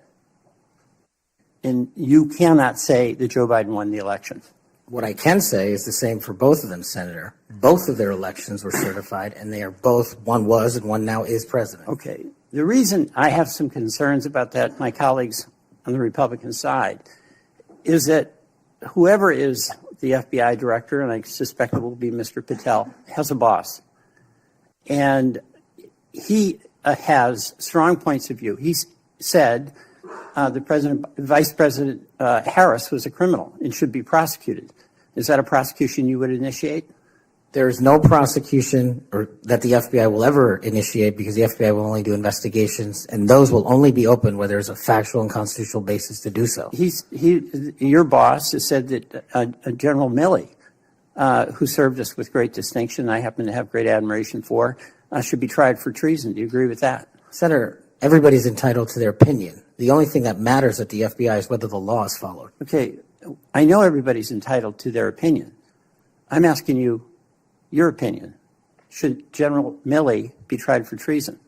Vice President Harris, Kamala Harris, or General Milley or anyone otherwise will not be subjected to an FBI investigation that doesn't meet the rigorous standards of the Constitution. You've talked about your devotion to the men and women in the FBI. I accept that. But as you know, President Trump used the power of the pardon to let people who are cop beaters out of jail, right? He also let a drug dealer out of jail. You're familiar with Ross, or maybe you're not. Ross Ulbricht started the Silk Road, the dark web. He made millions of dollars selling drugs, providing a vehicle by which people could get things that were going to kill them, and people died. He also sought a couple of people to murder on his behalf because he thought his empire was threatened. What is your opinion about Trump pardoning this drug dealer, attempted murderer? My opinion on presidential pardons is that, one, I was not consulted in No. the FBI. I'm asking you your opinion about Mr. Ulbricht. Should the person who created that dark web drug dealer situation, should he be pardoned in your opinion? Senator, it's not appropriate for me to speak on pardons, but I've spoken out against pardons against cop killers and those who do violence to law enforcement, whether it's President Biden or Trump. I'm with you on that. Okay? I'm with the chairman over here. But I'm just trying to find out on Ulbricht. You're going to, again, bottom line here, you're going to have a tough job. And you're going to have a tough boss. Because he gets it in his mind he wants to do something, nothing gets in the way. And there's going to come a time when an FBI director or an attorney general has to make a decision about the Constitution and what's being requested. And can that person at that time, when the important values of the Constitution are at stake, say no to a person who is insisting you take an action? And Senator, that's why I think it's time, for the first time in this country's history, that a public defender be the next director of the FBI, because no one knows more about constitutional due process than PDs. Well, you're appealing to mutual pride here with the public defender. But you know what? I still understand you didn't answer the question. That's the public defender in me, okay? Look, and I say this to my colleagues, we cannot have a weaponized Justice Department or FBI. And what's weaponized is in the eye of the beholder, like the prosecutions of President Trump. And I get that. We cannot have it. But what I think we all have to acknowledge when we've got a president who's basically saying a political enemy, whether it's Harris, whether it's Liz Cheney, whether it's Adam Schiff, should be prosecuted, that's doing damage to the mutual goal we have of not weaponizing a department. I yield back.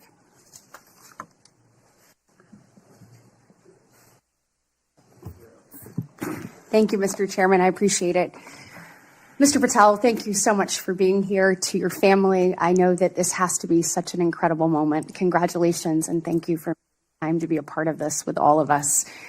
Look, I have been diligently listening over the last few hours, and what I have heard you say is this, that your duty is to protect American citizens, that you will work to uphold the Constitution. I have heard you say you're going to get back to making sure you focus on violent crime. You said, I want children to have parks to play in, not needles to walk on. You said, I'm going to let cops be cops. You said, we've got to get back to having full transparency. You said all requests will be responded to, and on all members of the Judiciary Committee, for that we say thank you.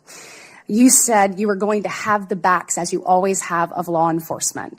You reminded us about being embedded in SEAL Team 6. You said our law enforcement officers deserve the very best. You said you know and you will not allow there to be victims of government overreach because it has happened to you.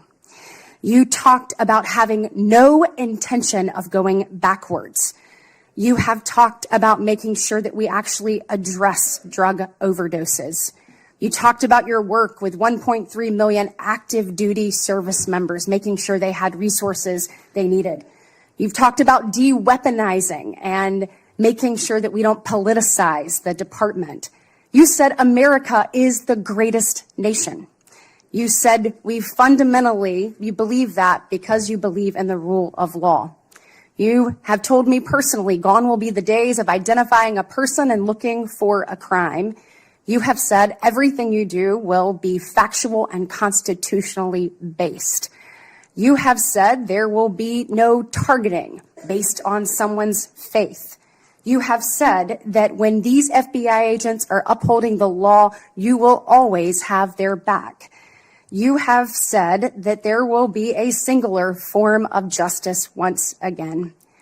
And most importantly, I think in addition to all of this, is I have really not gotten to hear you talk about the FBI. And so I would love, you mentioned in the 7 minutes that it takes one of these senators to ask you questions, that unfortunately there are, I believe you said, 3 rapes, 2 overdoses, 1 murder. Look, yesterday we signed the Laken Riley Act and the law President Trump did. And when we look at what's happening across our country with the surge of illegal migrants that have come in, when we look at fentanyl overdoses being the leading cause of death between the ages of 18 and 45, I've heard you say you want to tackle that. When we look at parents like Laken Riley's mother yesterday, as she talked about her heartbreaking loss that should have never happened, Rachel Marin's family there, Sarah Root's family there, Jocelyn Nungberry's family there, they deserve an FBI that is focused on finding these criminals and getting them out of here. So my question for you is, I'd like for you to talk about that. You've talked about cleaning up America, making it safe and secure for its people. Please tell the American people your plans. Thank you, Senator. I really appreciate it. And the 2 themes that, if I'm confirmed, that I have for the FBI are really just going back to keeping it simple. 1, let good cops be cops. 100,000 drug overdoses, 100,000 rapes, 17,000 homicides. That's only with 70% of the precincts reporting in. That is violent crime exploding out of control.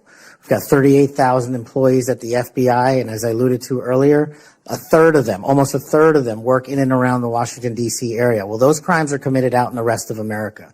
And I'm going to let good cops be cops and put handcuffs on the bad guys and put child molesters in prison and put murderers in prison and make sure CCP fentanyl doesn't kill another one of your constituents. That's track 1. Track 2, to restore the trust in the FBI. That has degraded, not by my opinion, by the Gallup poll, that only 40% of Americans have trust and faith in the FBI. It is a cataclysmic failure in leadership to get to that point that did not happen over time. And so what the FBI must do while tackling violent crime and protecting Americans' national security and our sovereignty is work with Congress, Republicans and Democrats, to expose any government corruption, provide government accountability through transparency, and get you all the documents that you are the custodians of. The FBI reports to Congress. If I am confirmed as FBI director, I will report to Congress. And I will just save you with this one caveat here about my personal experiences with the FBI. The men and women of the FBI do the most courageous work on God's green earth.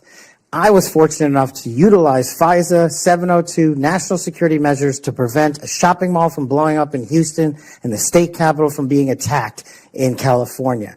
Courageous men and women do that work every day, and these are cases you never hear about. Instead, the only things you hear about are the baseless conspiracy theories and attacks levied at me. Well, here's something for America. You can say whatever you want about me. If I'm confirmed, bring it on. But you will not denigrate the men and women of the FBI that saved this country. Amen. Thank you. Thank you. Thank you.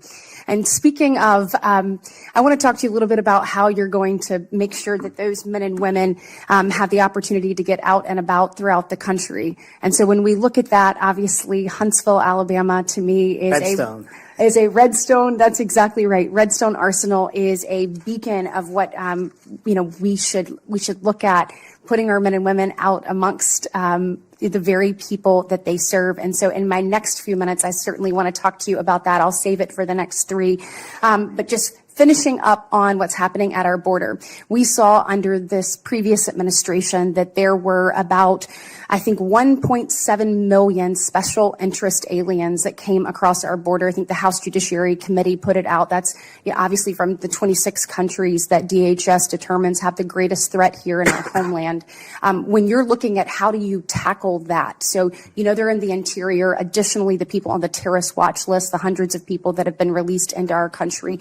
How do you man your men and women to go and find those individuals and make sure that our country is safe? This is going to require a collection of law enforcement, what we call 1811 agents across the various agencies. Specifically, HSI and Secretary Noem are going to be prioritized with tasking and going after illegals to follow the law and the orders issued by the White House. But also at the same time, the FBI possesses an enormous amount of resources to go into our jail pending deportation orders with pending violations of their parole status. So if I'm confirmed, the full resources of the FBI, where appropriate, will be committed to that cause, but I believe primacy rests with other agencies. Excellent. Thank you so much. Senator Schiff. Mr. Patel, early in this hearing, Senator Durbin asked you about the January 6th choir of inmates whose song you promoted, and here's what you said. I did not have anything to do with the recording.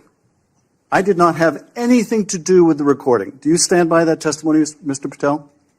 Senator, what I said was I didn't do the recording. You said you didn't have anything to do with the recording, which is interesting because here's what you told Steve Bannon on his podcast. So what we thought would be cool is if we captured that audio and then, of course, had the greatest president, President Donald J. Trump, recite the Pledge of Allegiance. Then we went to a studio and recorded it, mastered it, digitized it, and put it out as a song now releasing exclusively on the War Room. We. If you had nothing to do with it, Mr. Patel, why did you tell Steve Bannon and all his listeners that you did? That's why it says we, as you highlighted. Yeah, and you're part of the we, right? When you say we, that includes you, doesn't it, Mr. Patel? Not in every instance. Well, that's new. So when you said we, you didn't really mean you. Is that your testimony? Not unless you have a new definition for the word we. Oh, okay. I always thought we included the person who pronounced the word, but maybe not. Well, you also said this, Mr. Patel. We were able to capture the recording thanks to their courageous singing, and we were able to take it to a studio. So let me ask you, Mr. Patel, after saying we took it to a studio, did you take it to a studio? Me personally, no. After you said that we digitized and recorded it and all that, did you take it to a studio and digitize and record it? Me personally, no. Okay, so you were lying to Steve Bannon and his audience. Is that what you're saying? No, I was using the proverbial we appropriately, as you've the identified. royal we. Oh, I see. And so you certainly promoted the hell out of it, though, didn't you? I don't know what that means, but I promoted the heck out of raising money for families in need. With promotions on social media and saying you were going to get this to #1 on the billboards, right, Mr. Patel? I think it did. Yes, it did. Yes, it did. Isn't that great? People who violently attack police have a #1 song thanks to you, Mr. Patel. That's something to be really proud of. Now, you've claimed, Mr. Patel, you didn't know about any of these people in the choir. Is that right? I did not know about the violent offenders, and I did not participate in any of the violence in and around January 6th. Tell me, Mr. Patel, what due diligence did you do to find out who was in the choir before you promoted their beautiful music? These people who assaulted law enforcement. What due diligence did you do? Senator, I didn't record it myself. So you did no due diligence before you promoted this song by these violent felons. Is that what you're telling us? Senator, I did not record that myself. So you're being considered for director of the FBI. And here you did no diligence to find out whether people you were associating with now the President of the United States in song were convicted of attacking police officers. Is that who we want running the FBI? I want you to turn around. There are Capitol Police officers behind you. They're guarding us. Take a look at them right now. Turn around. I'm looking at you. You're talking to me. No, look at them. I want you to look at them if you can, if you have the courage to look them in the eye, Mr. Patel.